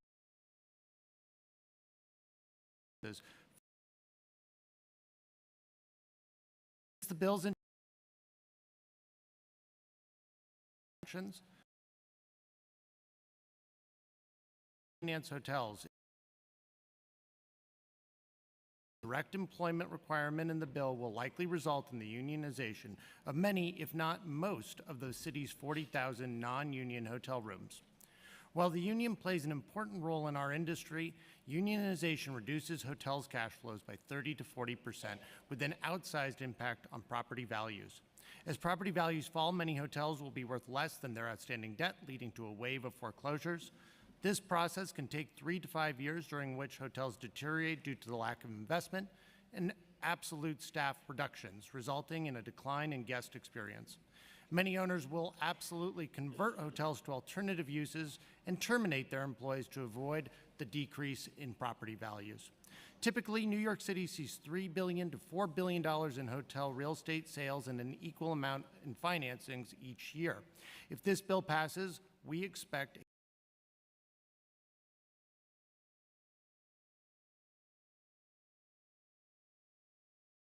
million in their values. Be clear, $50 million. Good afternoon. I'm Asian Hotel State 100 plus hotels in state of New York. Local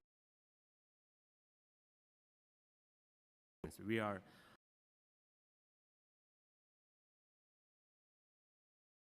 increase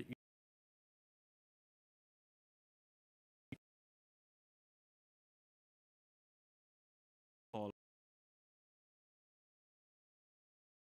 not and that other business properly first time subcontractor. It is disheartening. Many council members who claim to care about the small and minority business would be willing to destroy our small minority-owned hotels because we cannot offer union. Our group is conducting a study to show council member hard data on the impact of this bill would have on our member and city economy. I wish council would have allowed time for study to complete it, but I am thankful I am thankful for all the leader and local hotel owner who are still willing to tell their story today. I hope council member hear them and think long and hard before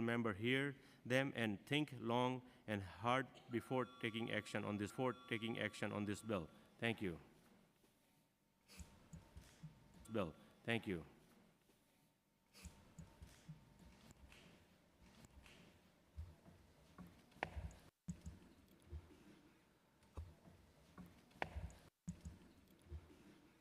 Hello, thank you, council members. My name is Sandeep Patel.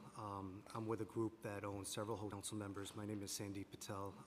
I'm with a group that owns several hotels in multiple boroughs within New York City, and we've been doing this business for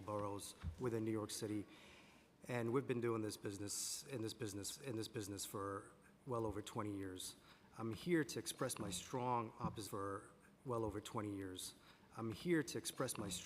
opposition to the proposed bill, licensing bill, Intro 991.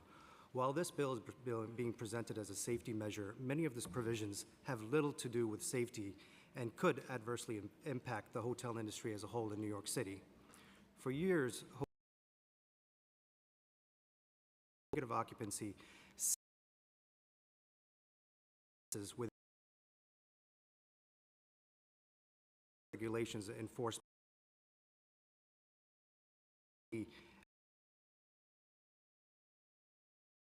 COVID-19 and many hotels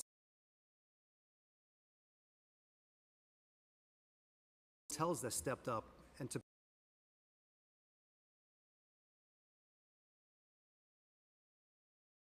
sanctuary where we all stepped up.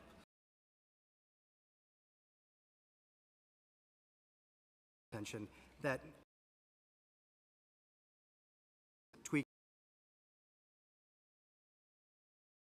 tweaking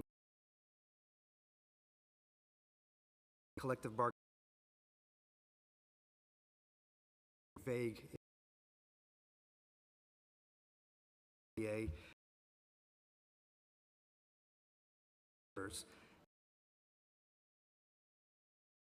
agreements, making the support that the collective bargaining in any business operations. Additionally, employment of core the origins of employee staff safety and should remain a business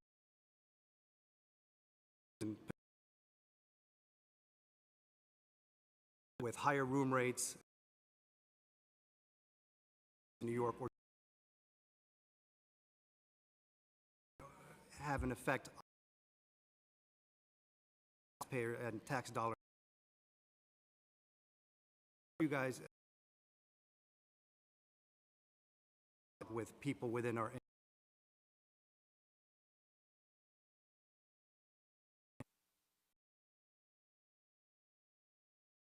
afternoon, everyone, and thank you so much for here today by my colleague Michael West, the workplace. Mendel exclusively represent employers and management. And on behalf of employers, just left in minutes highlighting some. Unfortunately, I can't get in. Reach out with to highlight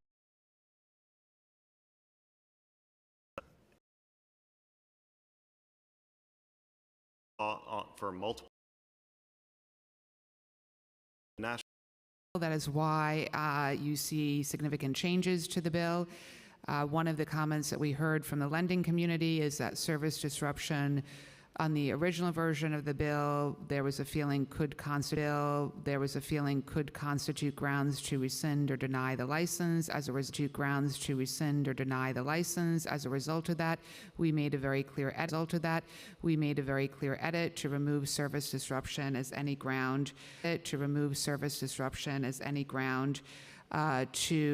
or deny the license. We also, as you know, have narrowed the subcontracting ban to remove F&B. There was a comment about that, to remove security, to remove engineering, to add 20 additional categories, to grandfather in subcontracting. So we are very cognizant and worked very closely with the lending community on those changes, as well as obviously the New York Hotel Association. So greatly appreciate your comments today, and thank you so much for testifying. Okay, we are going to call the next panel, which I believe requires an interpreter. So if the Spanish interpreter could come forward.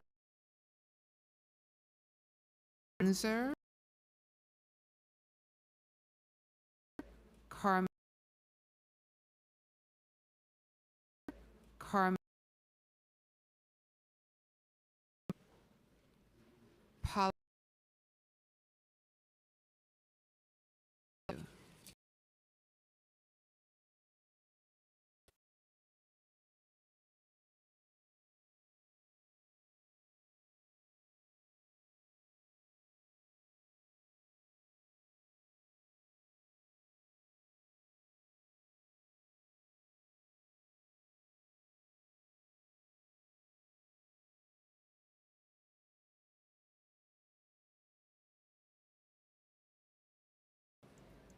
Okay, so there'll be 2 minutes, and then 2 minutes for the interpretation. Great. Please begin. Thank you. Okay, great. Thank you very much.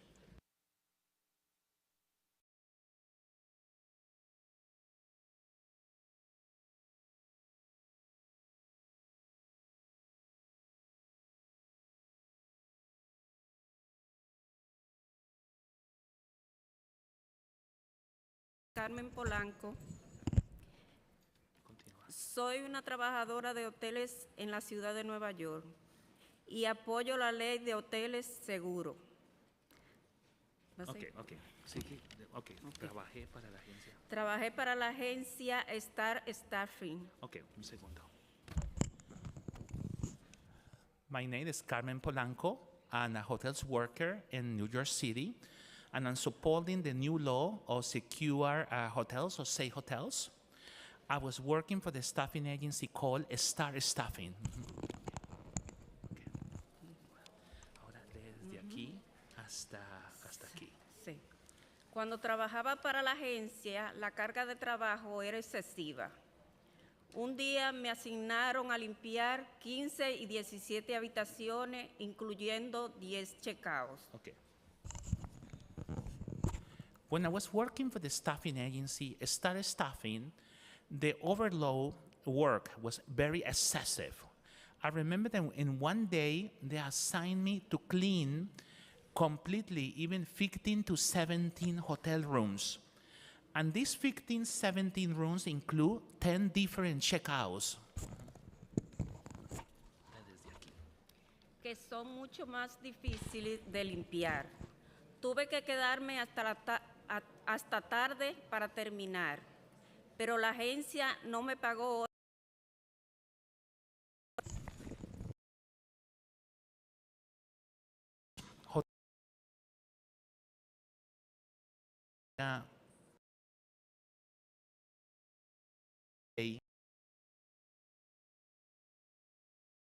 The staffing agency hours I was cleaning.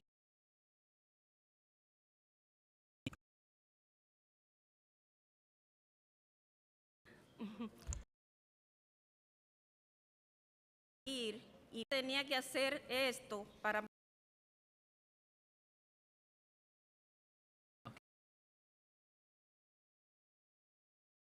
Yes, they both work, if that's easier. Diane, right?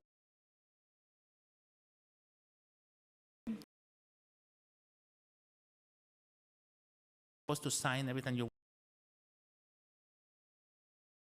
And after that, I was going back to the same hotel rooms I was cleaning, even though I already had punched there. But I was very afraid. I didn't want to lose my job. I knew that I needed to do this to maintain my work in the hotel. And I was cleaning those rooms in the hotel. Cleaning those rooms in the hotel. Okay.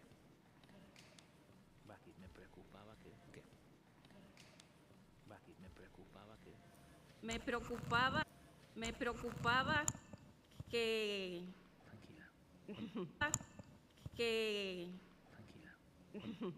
no terminar mi área.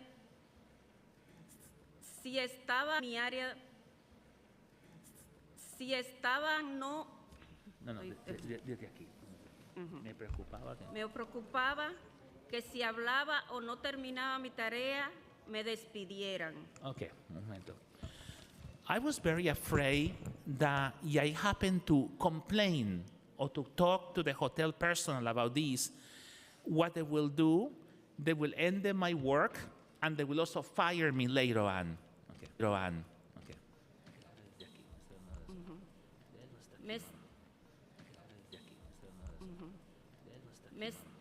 Me sentía insegura cuando trabajaba en Star Staffing. Tuve que limpiar sábanas ensangrentadas con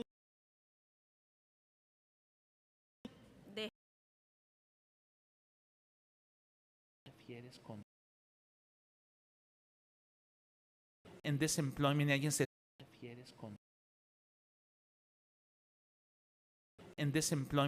Star Staffing,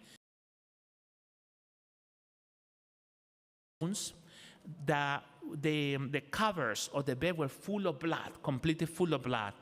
And instead to give me good gloves, they were giving me these very cheap gloves in order for me to clean these hotel beds. And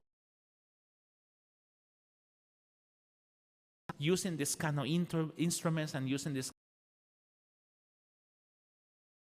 Ask you to Oh, Miss Menin, it's almost finished. Perfect. Okay, It's just she has some. La gerencia me dijo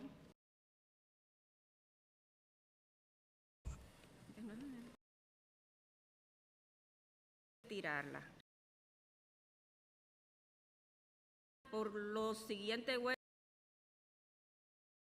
Okay. Me covers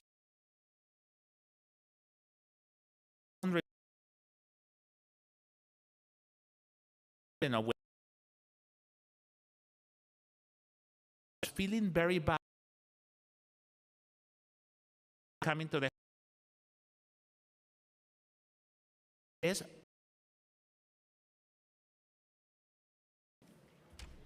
Las housekeeping no estaban entrenadas para manejar productos químicos.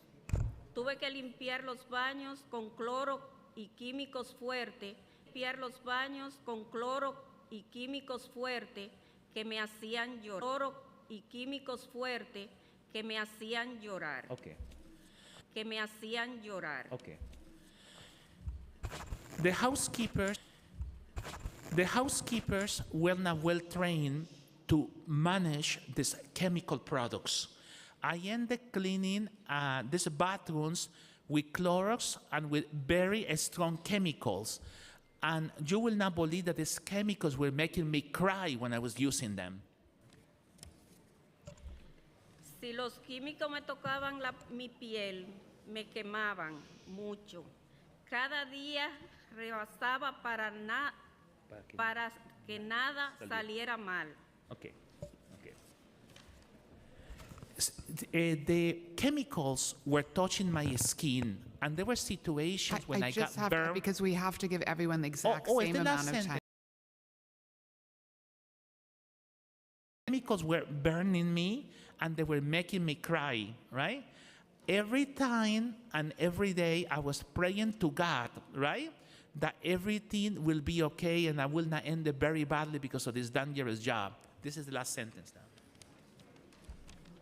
Tenía tanto miedo de hacerme daño que un movimiento equivocado me dejaría con la lección grave. Por favor, pasen la ley a los hoteles seguros para proteger a los trabajadores como yo. Gracias. Okay, this is the last sentence. I was very afraid that I will hurt myself when I was doing like a strange or maybe or a movement by mistake. I was very afraid that will be a very dangerous, injury that will happen because of this dangerous job. Please, I ask you and I beg you to approve this law for secure and safe hotels for hard workers like I am. And thank you for listening to my story. Thank you so much for your Sorry, Ms. testimony Manning, there were today. some Spanish mistakes. Thank and you. Also, Thank I you was so trying to much. make her read it correctly. My apologies. No, thank you very much. Okay, thank you. Okay. Pero ella va a estar, Margarita. Margarita.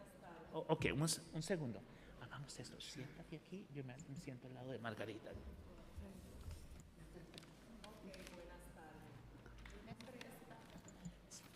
Ok, buenas tardes. Mi nombre es Paula Amparo. Durante 6 años trabajé en el motel Capri Whitestone Motel en el Bronx. Ofrecían habitaciones por hora. Había varios problemas, incluyendo tráfico humano. Nunca recibí ninguna capacitación sobre cómo reconocer el tráfico humano, cómo denunciarla o cómo mantenerme a mí misma y a los huéspedes. Seguro cuando un huésped pedía muchas toallas o diferentes hombres visitaban la misma habitación, sabía que algo estaba pasando. Yo le informé de esta actividad sospechosa a las acciones y a las administraciones del hotel, pero siempre ignoraron estos problemas y decían estaré alerta. La administración sabía quién eran sus clientes y pasaban en los hoteles. No querían que nadie, ni la víctima, ni los trabajadores, ni la policía, interrumpieran con sus ganancias. Cerraron los ojos y presumieron a todos los trabajadores para que también lo hicieran. Temían no solo por la seguridad de las posibles víctimas del tráfico humano, sino también por mí misma.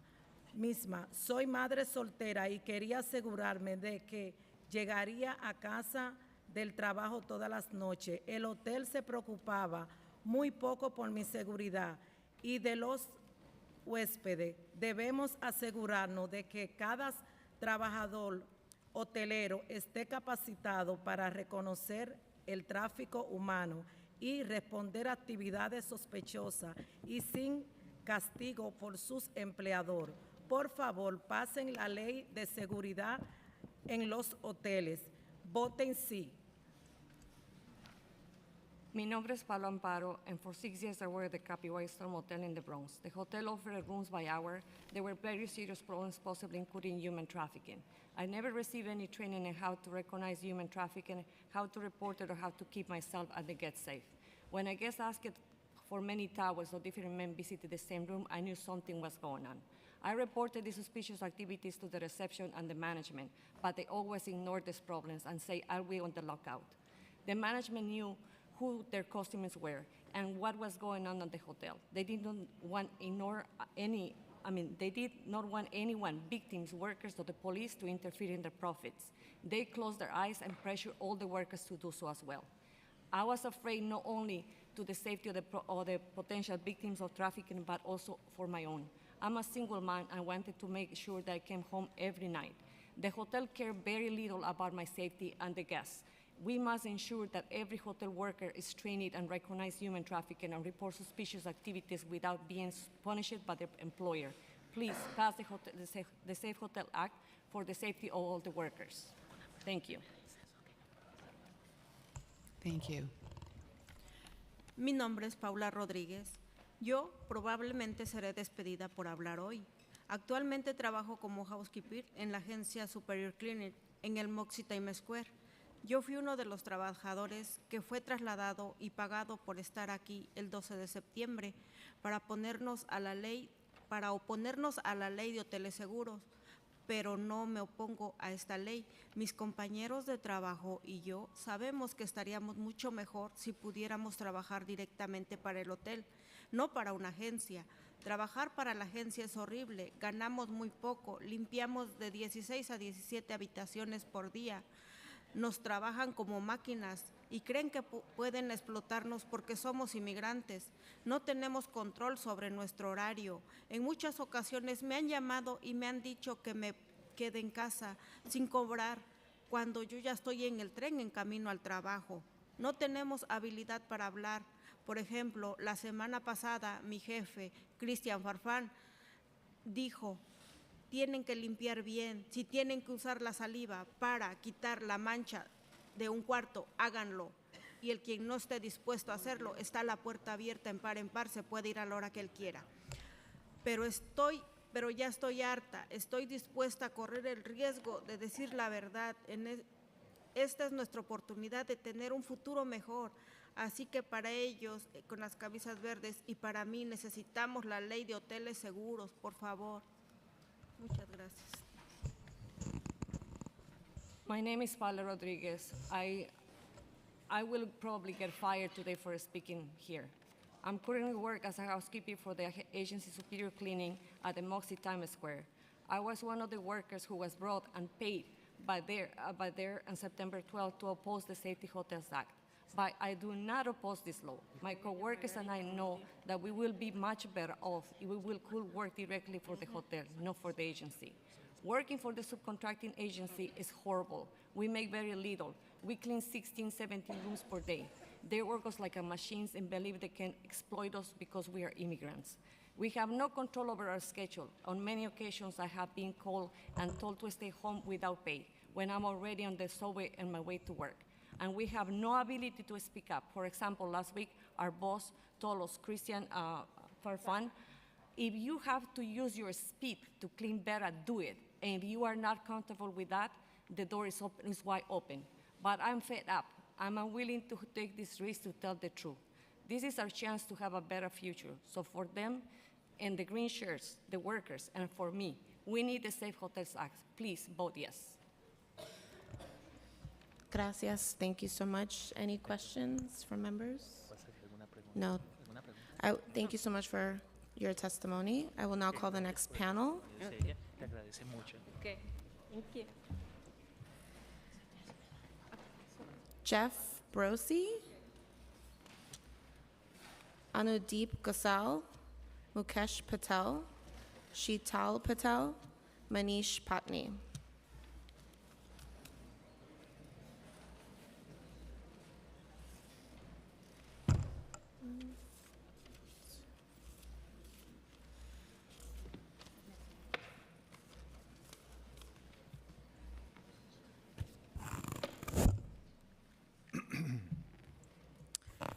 Sorry, just need you to be cognizant of who's behind you. We have someone in a wheelchair. Thank you so much.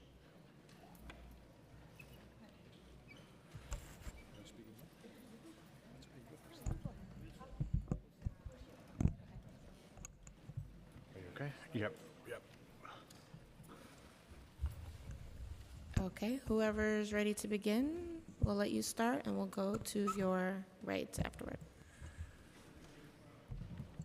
She's coming right back in. I'm just temporarily taking over the committee for her to use the restroom. But this is all being recorded and she'll receive all testimony.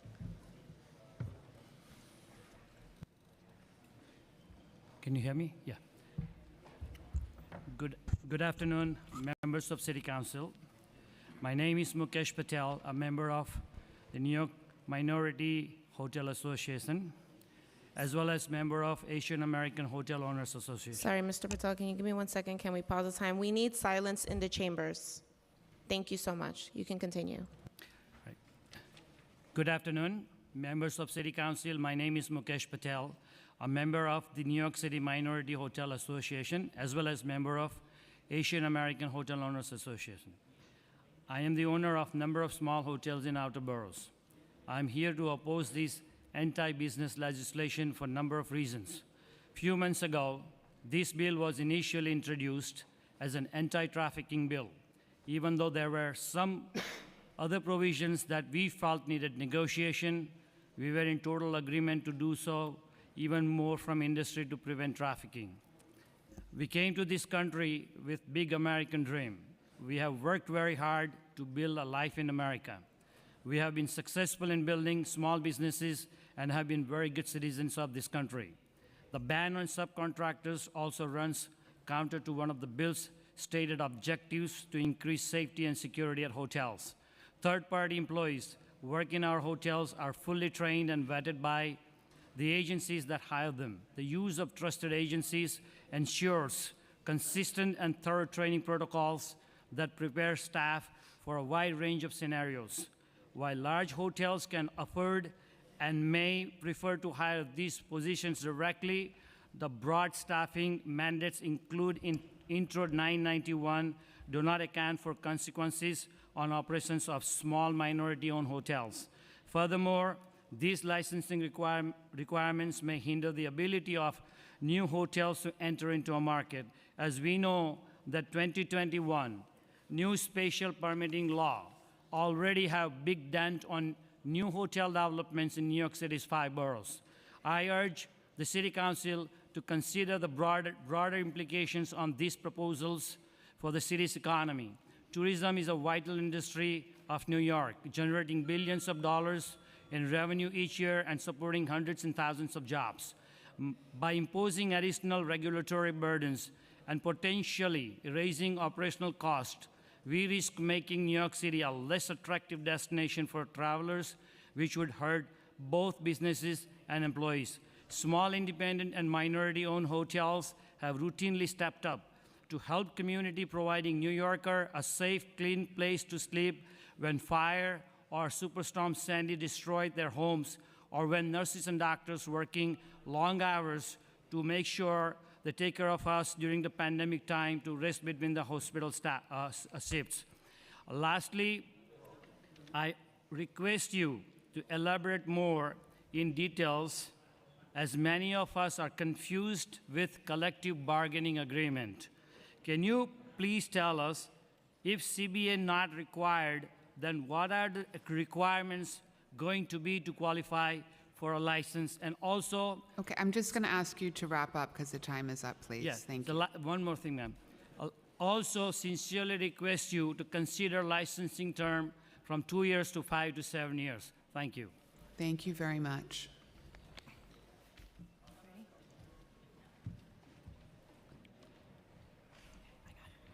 Good afternoon, council members. Hello, my name is Sheetal Patel. I'm here to speak on behalf of the New York City licensing bill. As a female immigrant, I came to this country seeking prosperity and opportunities, and New York City seemed like the perfect fit. However, over the years, I have found that doing business in New York City has become increasingly stringent and difficult. The numerous regulations we must navigate are time-consuming and challenging. As a small business owner, our primary concerns are ensuring our mortgage and substantial taxes are paid while managing safe operational procedures and also operational costs. If this bill is passed, it could be detrimental to our operations. Disrupting the livelihoods of our current employees who rely on their jobs would have significant impact on us. Finding labor is already difficult, and mandating certain departments will hurt us rather than help us. Decisions regarding our core employees should be based on business considerations, not imposed by regulation. Mandating collective bargaining could cripple small business owners and potentially drive some of us out of business, as they would be unaffordable. I urge you to reconsider this bill, and as it could spell disaster for the hotel industry in New York City. Thank you for your consideration.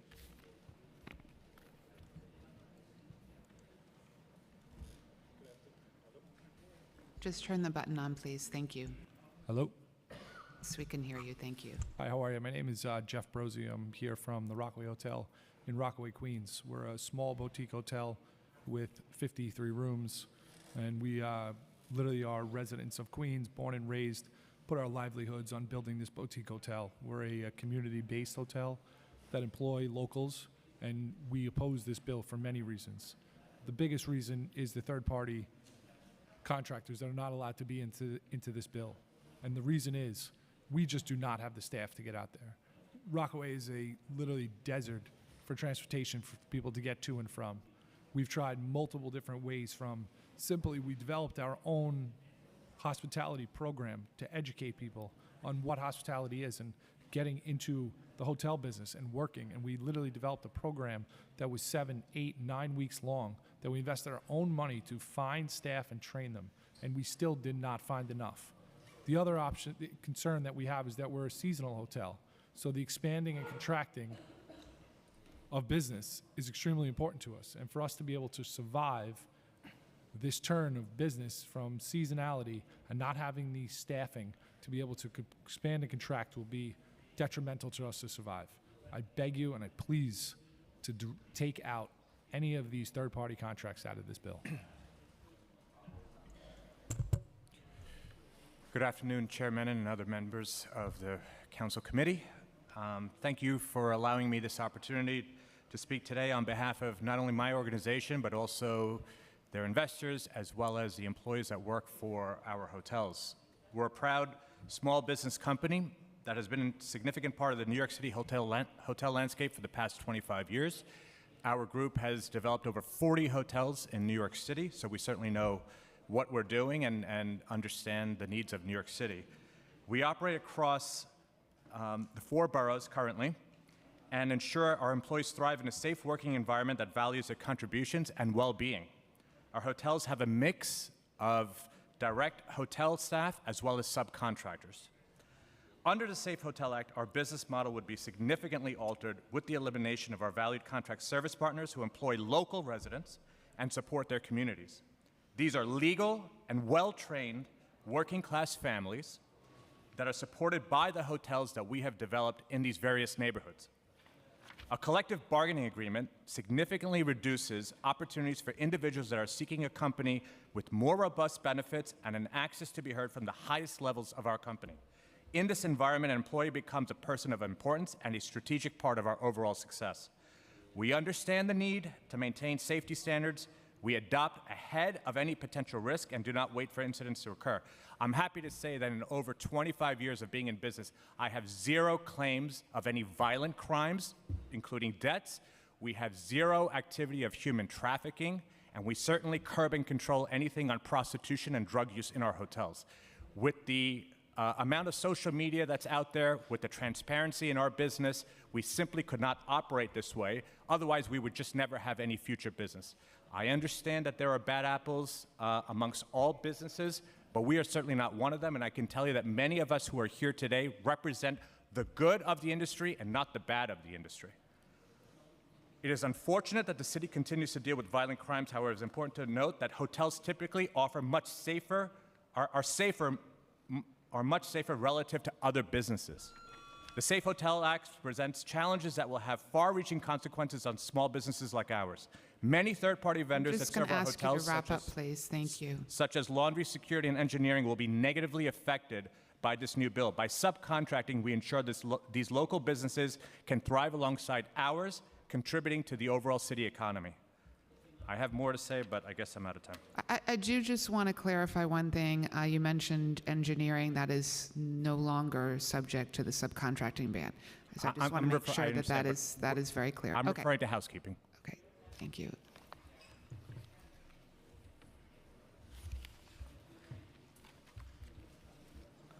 Thank you, council members, for allowing me to speak today. My name is Anudeep Gosal. I'm the director of the Hotel Advisory Group at Besson Partners, a local real estate firm in New York City since 1980. I'm here today to express my opposition to this bill.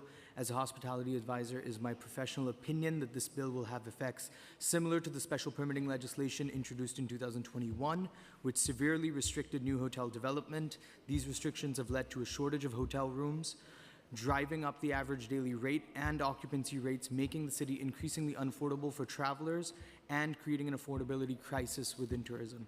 As of 2023, New York City has approximately 125,000 rooms, which is not enough to meet the growing demand. The bottleneck in new hotel developments is a direct result of restrictive legislation, rising costs in ADR, RevPAR, and occupancy rates.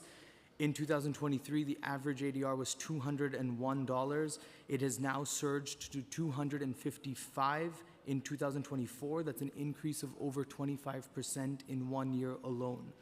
A similar situation is occurring with the occupancy rates. However, higher occupancies in this context does not reflect a healthy market. It is driven by a shortage of rooms due to restrictive legislations rather than organic growth in demand. New York City in 2023 had 62 million visitors, but rising hotel prices threaten to deter future tourism.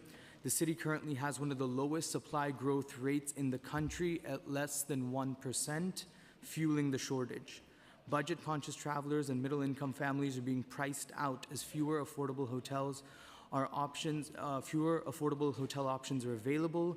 Many tourists are choosing more affordable destinations, as even mid-scale and economy hotels in New York City are now approaching the $200 mark, making them increasingly unaffordable. If this trend continues, my fear is New York City's tourism economy is at risk, and it will only be accessible to wealthy travelers.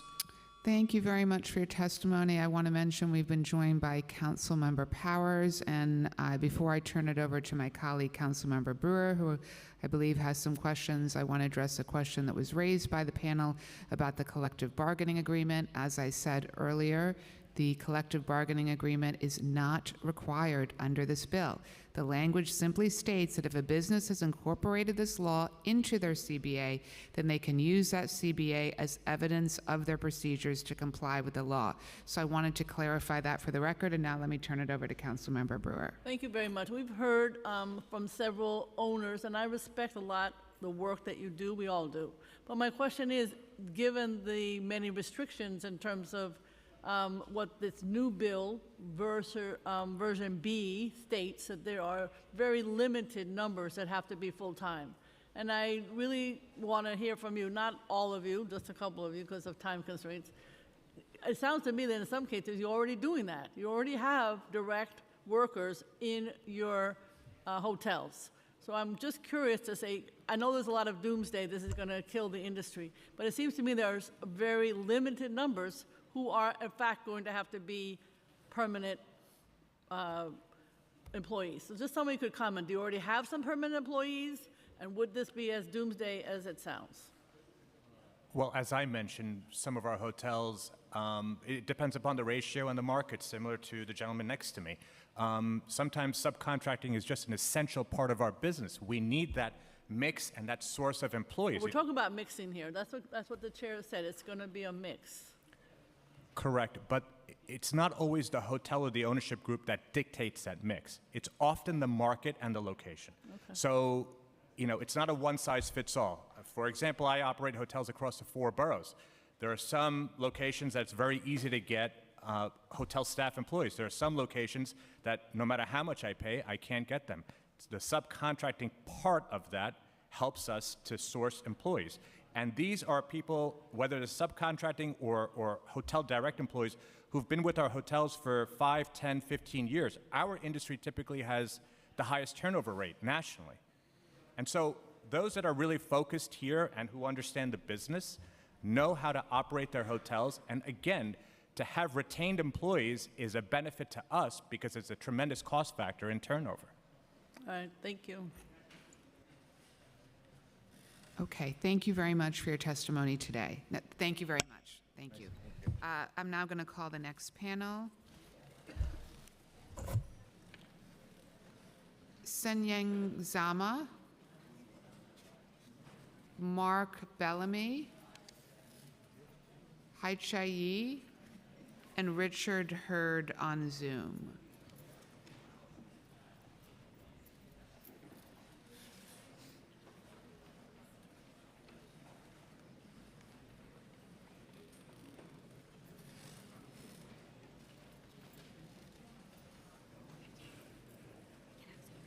Okay, we're going to have Zoom start first. Richard Hurd, please. Thank you. Good afternoon. Quiet, please. My name is Richard Hurd. I'm a professor emeritus in the School of Labor Relations at Cornell University. The proposed legislation requires that hotels directly employ their core employees. This legislation is needed because the structure of the hotel industry has changed. Typically, hotel brands do not own hotels. Rather, they franchise hotels. And even the franchisees and the owners of specific properties do not directly employ most hotel workers. The reason, the owners are looking to maximize the return on investment by minimizing labor costs. In other words, it's a pure profit motive. The most common practice is to subcontract. The subcontractors, such as cleaning services, compete fiercely with one another, and the result is a decline in wages, eroding benefits, inadequate health and safety protections, and strong incentives to skirt or ignore federal, state, and local labor regulations. The research of David Weil, which he summarized earlier in this hearing, as well as Richard Freeman from Harvard and other academics, has clearly indicated that this is the case. This June, at a joint conference of 3 professional associations that focus on labor markets, labor relations, and dispute resolution, was held here in New York City. There were over a dozen sessions that addressed the impact of subcontracting on workers. For example, one session addressed the deteriorating conditions for hotel workers globally and was titled Inhospitable Work. The consensus of the participants in this conference, academic, legal, labor, management, was very clear. There's a trend to increase subcontracting, and this creates the need to increase attention to enforcement. Thank you for your testimony. Your time's expired. By federal, state, and local governments. It is appropriate that New York City continue to be at the forefront of protecting workers' rights, and this legislation demonstrates and reinforces that role. Thank you. Thank you very much. And then Mark Bellamy, Haichai Yu, and Tristan Lama. Yes, thank you. Good afternoon. My name is Mark Bellamy. I currently work as a house person at the Margarita Resort in Times Square. Many hotels and their lobbyists have been telling subcontract workers that they will lose their jobs if the Safe Hotels Act is passed. This is a lie. I know because I lived through this. I used to work for a subcontracting agency at the Margaritaville, but today I work directly for the hotel. When I was a subcontracted worker, I was paid just $17 per hour. The work was hard and we often had to stay late to unpaid to finish it. When the subcontractors left out our hotel, we did not lose our jobs because the city workers' retention law kicked in. Let me repeat that for the folks in the back. When the subcontractors left our hotel, we did not lose our jobs. In fact, the hotel started paying us more, $23 per hour. That's a big increase. It was a great day when the subcontracting agency left our hotel. The subcontractor was a middleman. They took a cut of the money that the hotel could have been paying us, and then they squeezed every ounce of labor out of us to profit as much as possible. Please pass the Safe Hotels Act. Thank you. Hi. Good afternoon. My name is Ha Chao Yi. I work in the hotel for almost 34 years. Yeah, but as I very need to sell the worker in the hotel is to have a union button. Yeah, every day that I go to work, right, I just work in the room by myself. And sometimes if I pray for myself, is be careful, like because sometimes the guest in the room. One day I knocked the door, the guest stand outside the door is completely naked.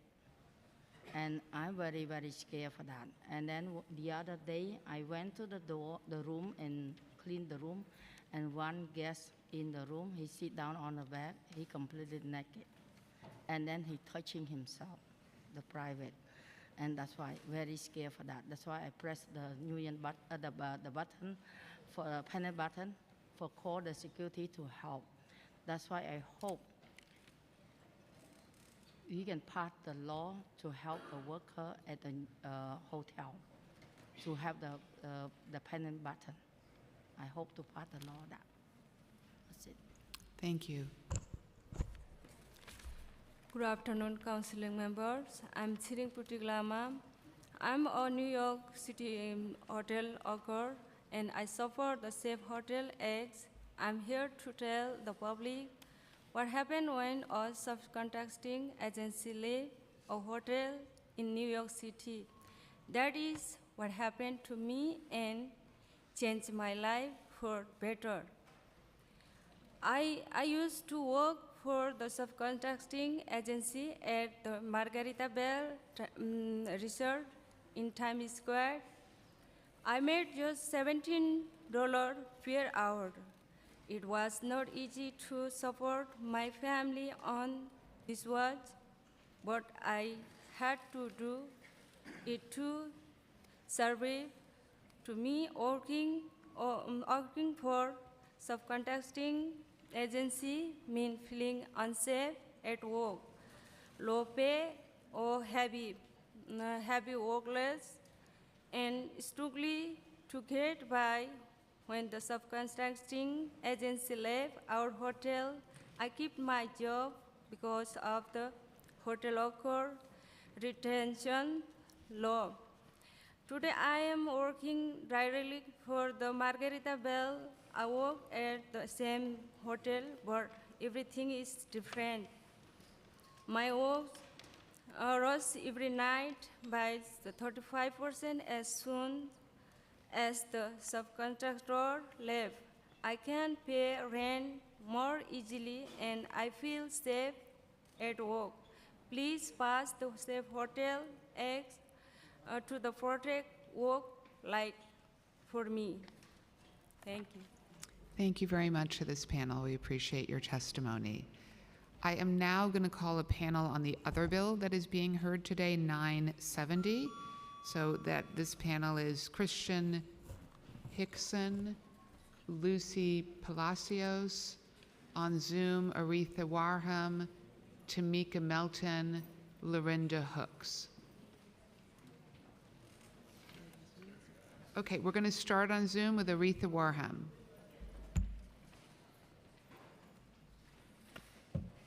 Hello? Yes, we can hear you. Thank you. Oh, okay. Thank you.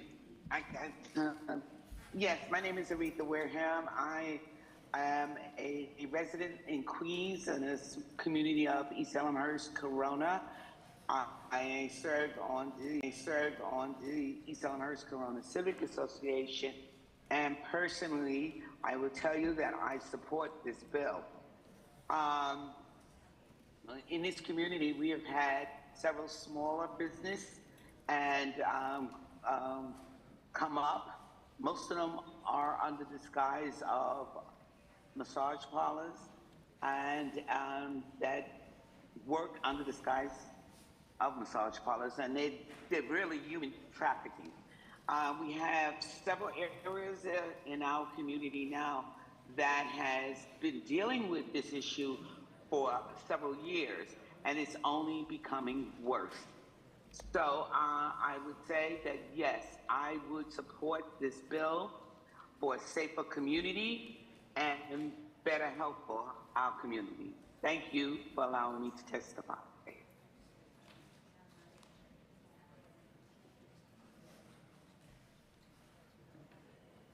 Tamika Melton.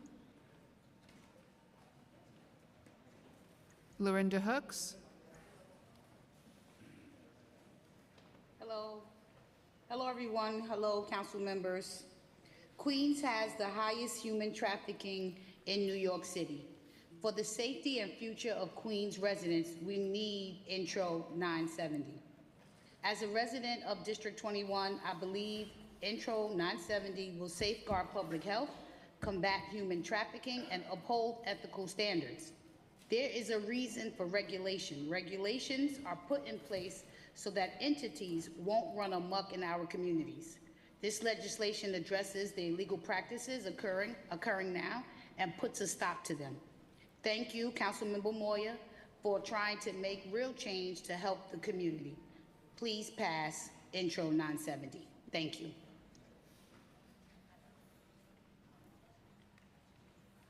Okay, now we're going in person, please. Thank you.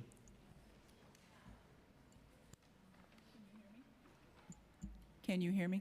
Okay, thank you.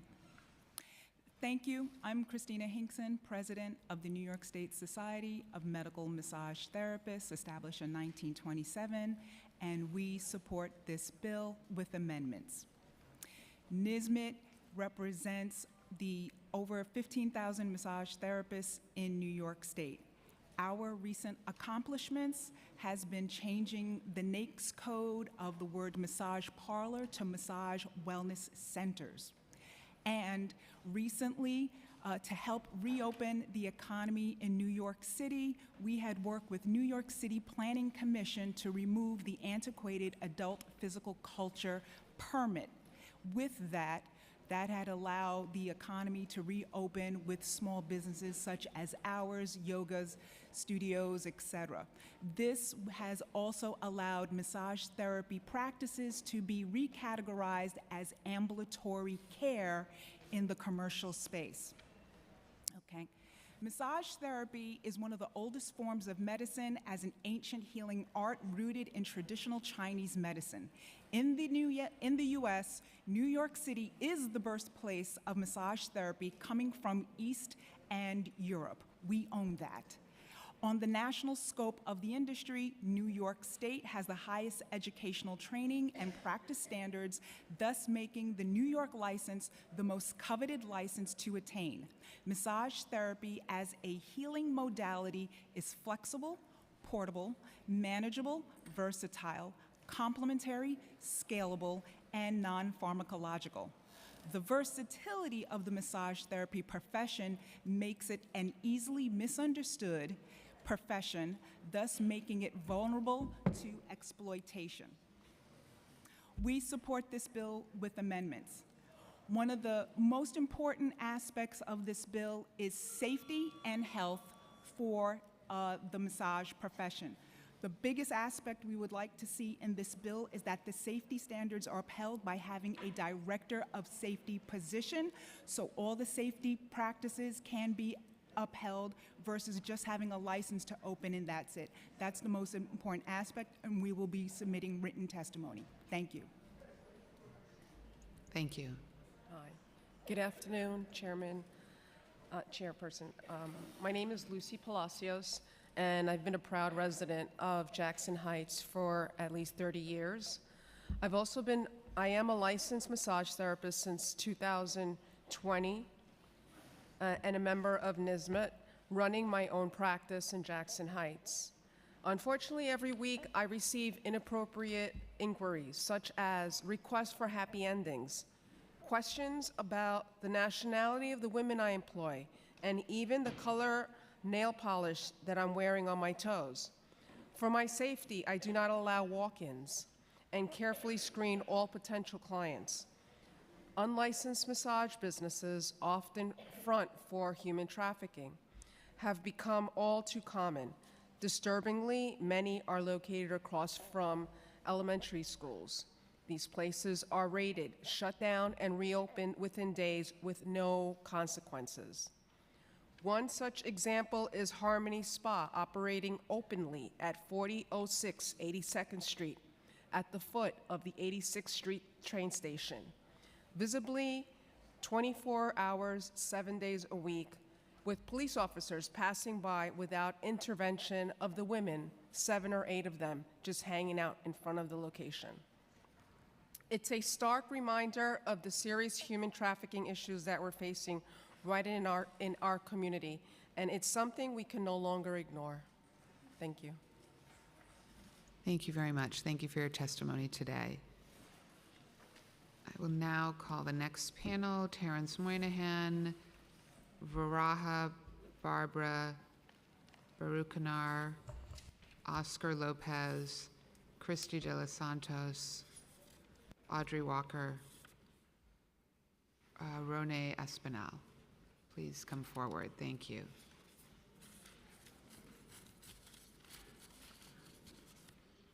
Okay, thank you.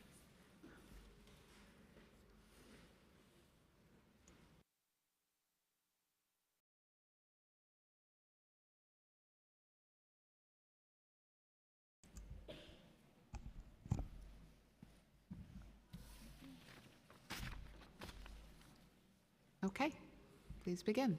Good afternoon. My name is Terrence Monahan. For 39 years, I served the NYPD, retiring in 2021 as Chief of Department.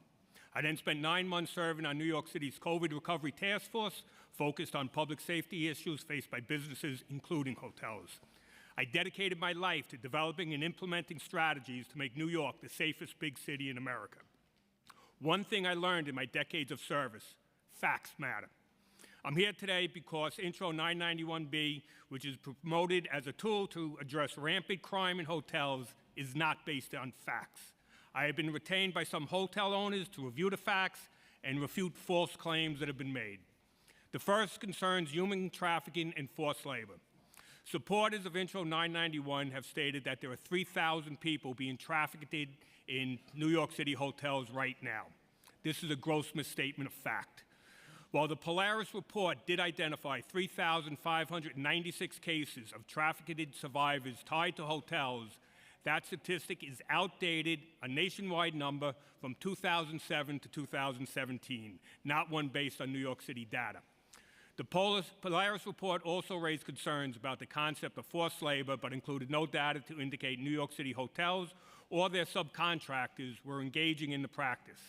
It is important to stress that there is no evidence whatsoever that subcontracted workers present a public safety issue in hotels.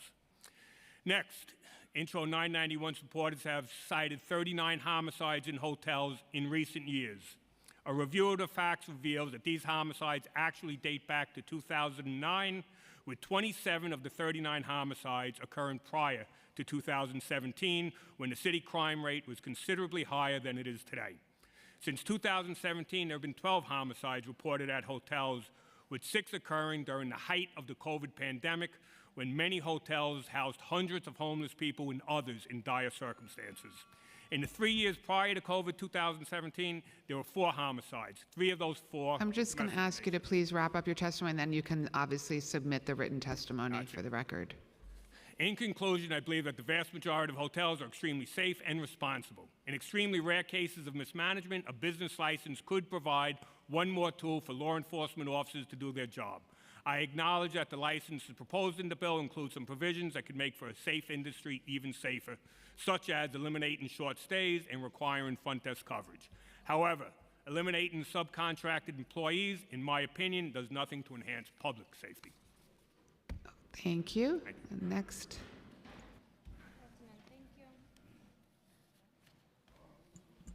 Good afternoon. Thank you for the opportunity to speak today.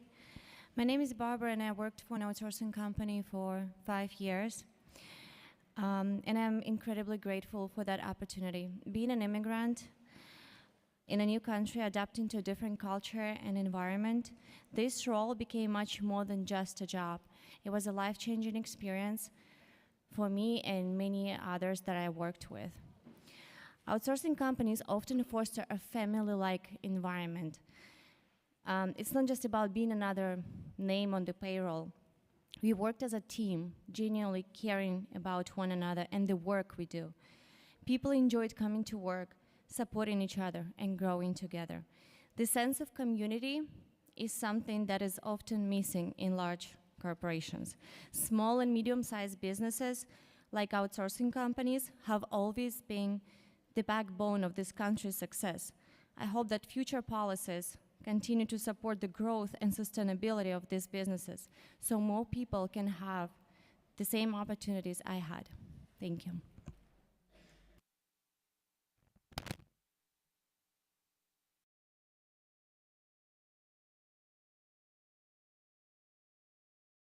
Please. Thank you. Good afternoon, council members. Thank you for the opportunity for me to speak today. I don't have a written statement because I'm saying this truthfully on my experience. When I first came to this country in 2014, by my partner, I was assured that I will be taken care of with my 2 kids. 6 months after, that did not happen. So now I have to go in search of a job with no skills. I was sent to a outsourced company who take me in, train me, and I've been with this company for 10 years, and now I'm promoted to a supervisor position. And sitting here today, listening to most of my colleagues' statements and their experience, it all comes down to one thing, the outsourced company, because all of them were trained by the outsourced company. They did not go to the hotel without experience, because a hotel is not going to take you without experience. The first question, do you have experience? And if you don't have experience, they're not going to employ you. So it's all boiled down to the outsourced company who not only trained us, but they paid us to be trained. And being with this company for 10 years more, I am so happy with this company. They have brought out things in me that I didn't know I have. I'm doing schedule, which I didn't think I have the ability to do. Now I'm doing it with such grace and poise, and I'm so grateful for that. And I'm just thankful to come and speak on behalf of my company, of my outsourced company, which trains hundreds of people and send them out there in the world, so now they could be out there talking about, oh, the company this and the outsourced company that, but then they're not remembering the good things that the outsourced company has done for them, which give them a skill. Thank you very much. Thank you.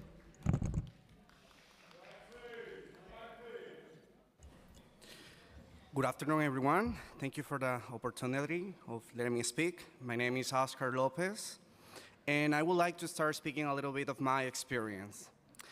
I came to this city 7 years ago, as many people looking for one opportunity. That opportunity was given to me by a group of people that believe on my talents and helped me to develop my careers. Now I became a manager of operations, and I'm able to help others to develop their skills as well.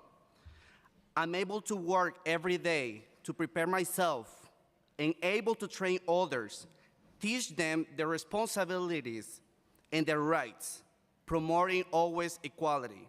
For instance, a few weeks ago, I was able to train all my staff members about human trafficking and sexual harassment, which is a requirement by the Department of Labor. The use of human resources is a power for me, but my education and my values reminds me every day that I have to do things right. I want to express my opposition in this bill proposal, as I believe that we can make New York stronger in this industry.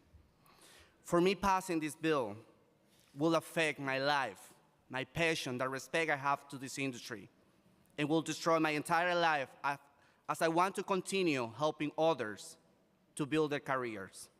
Thank you, and have a nice day. Thank you. Good afternoon. My name is Christy. I've always dreamed of working in the hospitality industry since I was a little girl. I worked in the industry for 20 years. Started at the front desk, worked my way to housekeeping. Discovered my love and talent for training, specifically in the housekeeping department. However, I always felt something was missing, and I was not using my skills to my full potential, no matter the hotel I worked for. My decision to move to work with subcontractors has helped me reach more people with my training skills. I provide training such as safety, customer service, human resource, and standards training. I complete all of these for every single one of our employees. It's also very rewarding to be able to give people the opportunity to enter this industry. These employees who are not currently given the chance to work due to their lack of experience. We are giving them that opportunity. We are teaching them, training, and developing them into becoming great staff members. I love and enjoy what I do thoroughly. I would like to set an example for my 3 children, that hard work pays off and you can reach your goals no matter where you came from. Please take into account our point of view and reconsider the passing of this bill. Thank you very much. I want to thank the panel, and I want to note for the record on the public safety points that were raised earlier that we have the support of the 5 district attorneys, as well as the PBA and the New York Attorney General on public safety grounds. I'm now going to call the next panel, so thank you to this panel. The next panel is Jacqueline Figueroa, Treyshana Brown, Martha Bustillo, Hilden Alvarez, Rosa Saldana, and Tessela Temin. If you could please come forward. Thank you.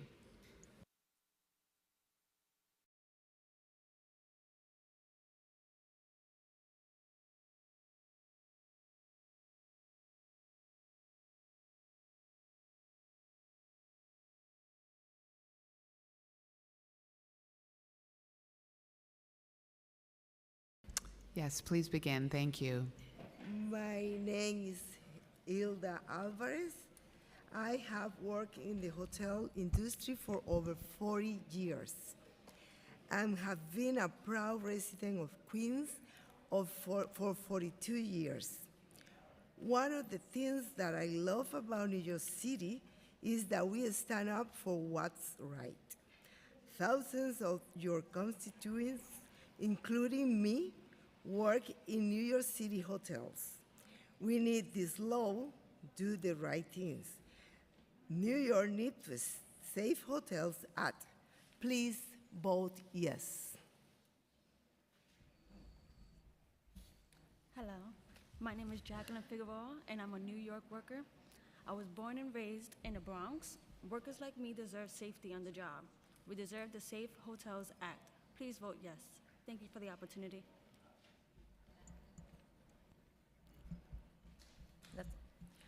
Mi nombre es Rosa Saldana, soy una trabajadora de la ciudad de Nueva York. Soy originaria de la República Dominicana. Cuando vine a Nueva York, vine para construir una vida mejor para mí y mi familia, para que mis hijos tengan una mejor educación. Para mí, Nueva York era un lugar donde podía trabajar duro, pero también donde sería tratada con justicia, trabajaría de manera segura y daría a mis hijos un futuro mejor. Esos son los valores de Nueva York. Ese es el sueño americano. Es hora de proteger a los trabajadores que mantienen nuestra industria turística, incluyendo miles de inmigrantes como yo. Nueva York necesita la ley de hoteles seguros. Por favor, vota sí. My name is Rosa Saldaña. I'm a hotel worker in New York City. I'm originally from Dominican Republic. When I first came to New York, I came to build a better life for me and my family.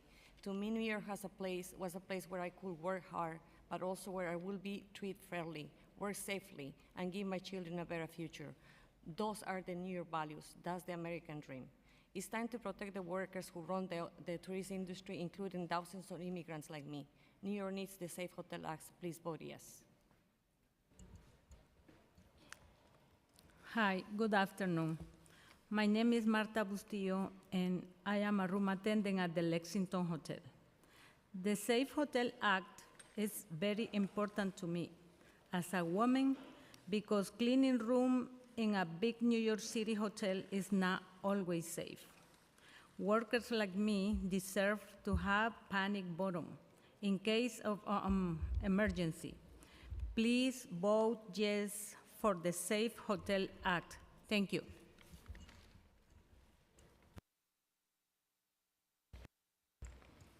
Hello, good afternoon. My name is Trishana Brown. I am a New York City hotel worker. And I support the Safe Hotel Act. When I work with the subcontract agency Star Staffing, I was paid through a prepaid card that had no name on it. I asked the agency how much was on the card. They said it was over $300. I asked the agency for a pay stub to see how many hours I was paid for it and the taxes I'd paid. They wouldn't give me anything. And, sorry. I asked the agency multiple times, but they did not respond. Why wouldn't they give me such basic information? I asked myself. Why were they so unreachable? It all made me very stressed.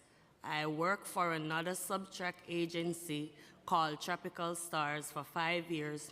During those 5 years, I was typically scheduled to work for 5 days a week. After 5 years at the agency, I got pregnant. Almost immediately, they started cut my days suddenly from 5 to 4 to 3 until eventually it was no more. That was not true. They need me because they constantly try to hire housekeeping.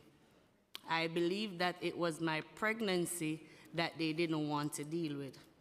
One time I was cleaning a room and I got stabbed by a drug needle. My manager told me to go to the hospital and I had to transport myself. I spent days in the ER as I got treated for my injuries. I had to miss days of work. In the end, I had a huge hospital bill. When I came back to work and I gave the agency, they refused to pay.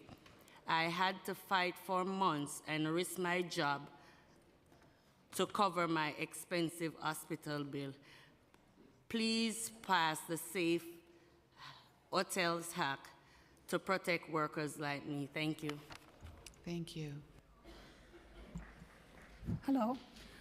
Good afternoon, everyone. My name is Stella Tenzin. I'm a hotel worker in New York City. I have been a proud resident of Woodside for 8 years.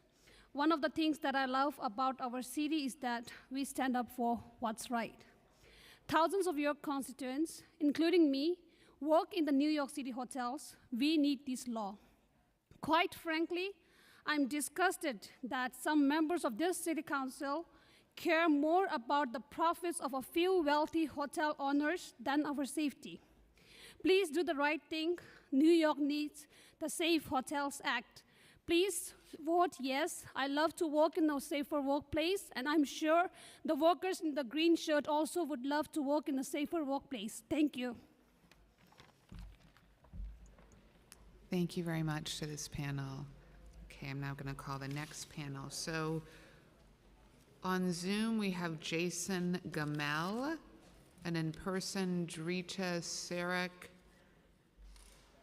Eugenia Kalishnova, Tatiana Vicolina, Juan Charam, and Rafael Perez.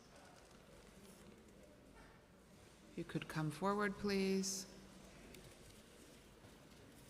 And we will start on Zoom while you're coming up with Jason Gamel. You may begin. Thank you very much, Chairwoman Menon and other members of the City Council. My name is Jason Gamel, and I represent the American Resort Development Association, with a trade association that represents the timeshare industry. And our membership comprises of over 350 companies, both privately held firms and publicly traded corporations.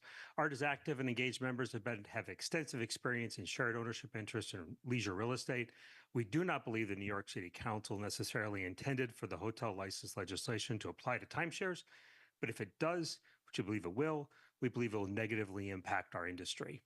Just to begin, there are many hotels in New York City. There are less than 12 timeshare properties that are currently in the city limits. It's obviously a very small percentage of accommodations overall. The timeshare properties are already highly regulated by the New York Attorney General's office, and before they can operate, open, or market or sell any type of timeshare interest, there has to be an approval of a file of a plan that is filed with the AG's office. The submission and the review of a timeshare offering plan is highly complex. It usually takes several months to complete, and tens of thousands of dollars in both legal costs and fees in order to be able to submit. In addition, there are always zoning and Department of Building approvals that are required for any timeshare that's developed in city limits.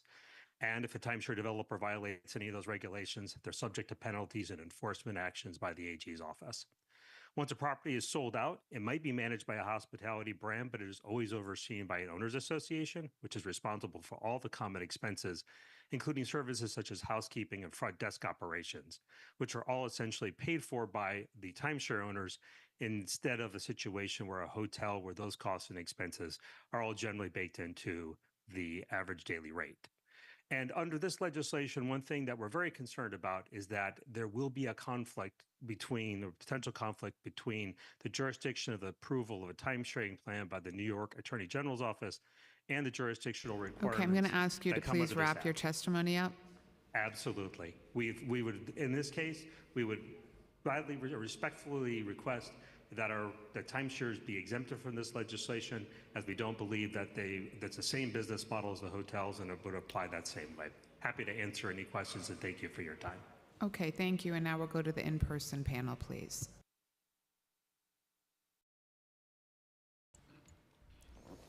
Hi, thank you and good afternoon for hearing my testimony. My name is Rafael. I work for a subcontracting company. I'm the human resource director for this company, and I have over 400 employees that I help support on a daily basis. One of the proudest moments I have working in my career in hospitality, which spans almost 20 years, is being able to see my associates be happy, productive, and work in an environment that's supportive and healthy and safe. I started my career working at a front desk, and I grew, working for various different companies and direct employment management companies, and now with a subcontracting company. And in my experience, this bill will just ruin all the opportunities that subcontracting companies currently offer to my employees. We offer a recruitment process that's not intimidating and thorough and safe for newly immigrated people to find their opportunity and their American dream here with us. And we partner with many hotels throughout New York, mostly in Manhattan, and we conduct the trainings for OSHA, for human trafficking. It's pretty standard in companies that we have brand requirements, and in those brand requirements, those trainings for OSHA are required, and also for human trafficking, and this bill will just destroy those opportunities that we have with our employees. So I urge to please reconsider this. Thank you. Good morning, members of the City Council. My name is Juan Charun, and I stand before you today as a proud member of the LGBT community and as an immigrant from Colombia. I have been fortunate enough to find a second home and a career here in New York City. Back in Colombia, I faced numerous challenges and adversities simply for being who I am. Discrimination and prejudice were a part of my everyday life. And it seemed almost impossible to envision a future where I could live free and secure. Despite all of this, I came and I left my home country just to find and fight for a dream. Determination to have a better life was my motive to come to this country. I initially came here to study and pursue a path to becoming a priest. Soon I realized that it was not my calling. I switched my focus and I started applying to numerous jobs, but it was finally HHI company who saw my potential and gave me an opportunity to work and to start building those dreams. I was promoted. I started as a food and beverage supervisor, and through hard work and dedication, I was promoted to manager. I found HHI as a place of employment for me that has bring me all the opportunities that I need and has represented an open and inclusive community where I, along with all other employees, can feel valued and respected. This company has been an instrumental in my economics and security and personal growth. The proposed bill we are discussing today, it poses a significant threat to the security. It jeopardizes not only my livelihood, but also the stability and well-being of many individuals like me. In conclusion, I respectfully ask you to reject this proposed bill. Let us continue to support and protect the diverse and vibrant community that makes New York City the extraordinary place it is. Thank you so much. Thank you. Good afternoon. My name is Tatiana Vikulina. I'm an immigrant and an employee of HHI company, Hotel Housekeeping Company. I want to express my immense gratitude for the opportunities the company has provided me. I moved to the United States 2 years ago because I was in danger in Russia as an LGBT person. I applied for asylum, received work authorization and social security number, and began looking for a job. However, no one wanted to hire me due to my lack of experience and education in the United States. Back in Russia, I held a university degree in hospitality and had worked as a hotel manager for 12 years. But in New York, I couldn't even find a position as a room attendant. I spent all my savings and was desperate when finally HHI offered me a job and the opportunity to join their team as a room attendant. Very soon, I was promoted to supervisor, and after a year, I was made a manager. And now I can help other employees to learn and to grow. HHI has given me confidence, security, and a sense of belonging in this new society. However, if I lose this job, I'm uncertain about my future. I worked incredibly hard to achieve what I have. I can't imagine going through this struggle again. I'm afraid I won't have enough money to pay my rent, and without a job, I would have to return to Russia, where being an LGBT person is against the law. I'm truly scared of this situation. I'm pleading with you not to threaten my opportunity to continue working at HHI company. Thank you. Thank you. Next. Good afternoon. My name is Evgenia. Like many others, I came to this country for a better life and found it in the HHA company, working as a subcontractor for 2 years. I had no money, no knowledge of English. It was scary, but I was lucky. The company took me into its team, provided me a permanent job and decent wages. Now I'm doing well. I work in a wonderful, friendly team, and I'm learning English.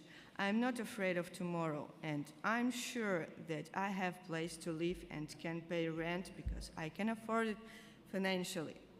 But I heard the news that a law is planned to be passed. And if these companies lose the ability to stay in the market and provide hotels with the staff, it has again become frightening and uncertain for me. Will I face the search for a job again, homelessness, anxiety, depression, and new psychotherapy sessions to regain my mental health?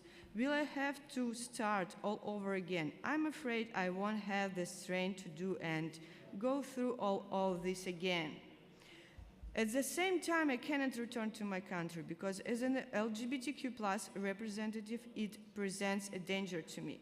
Today, such people are viewed as terrorists and extremists, for which I can be convinced and imprisoned according to local laws. So I have no choice for a normal life, as there are two paths: searching for work, homelessness, anxiety, depression, or ending up in prison. Please save our jobs.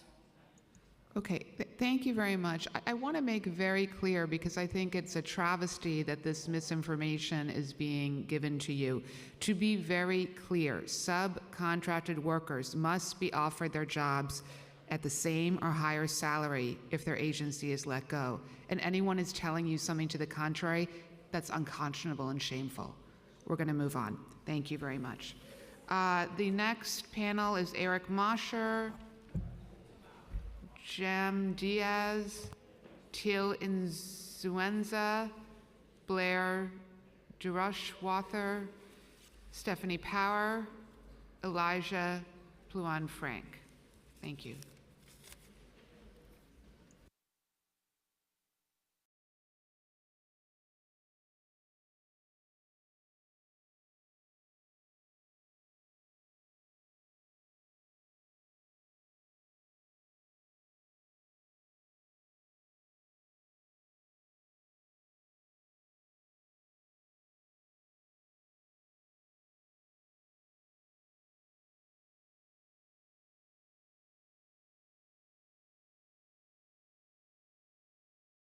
Begin while everyone comes up. Yes, thank you.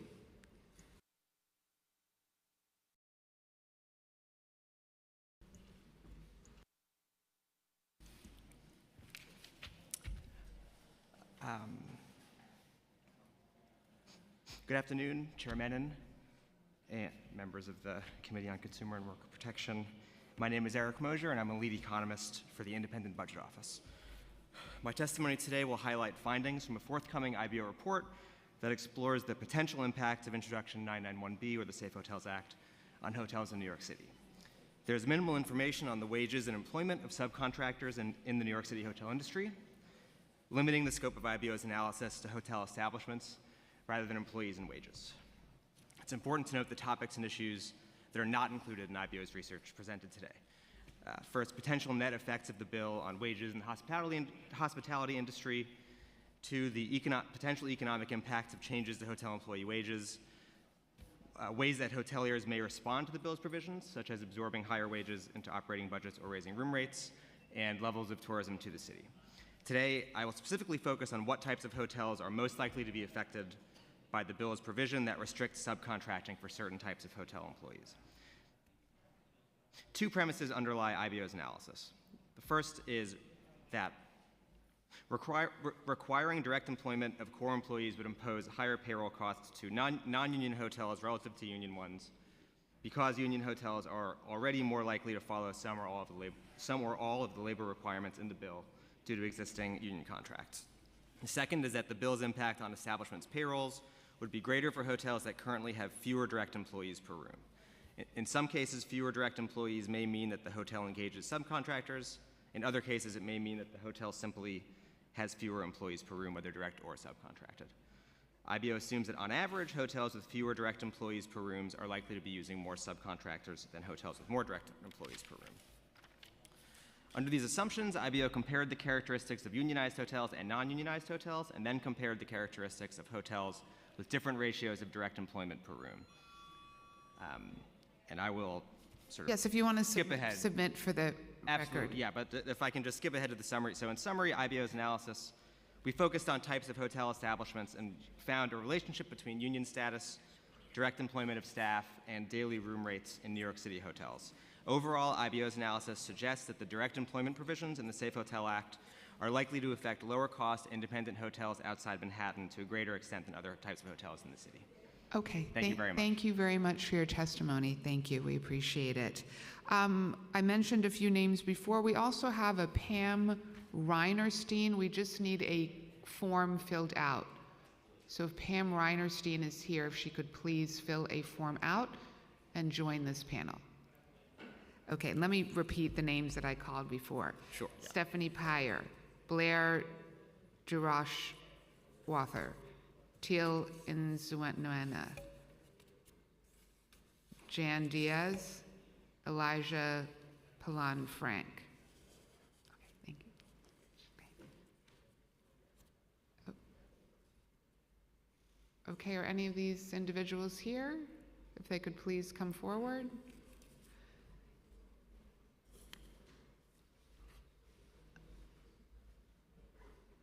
And Pam Reinerstein, are you here? Pam Reinerstein.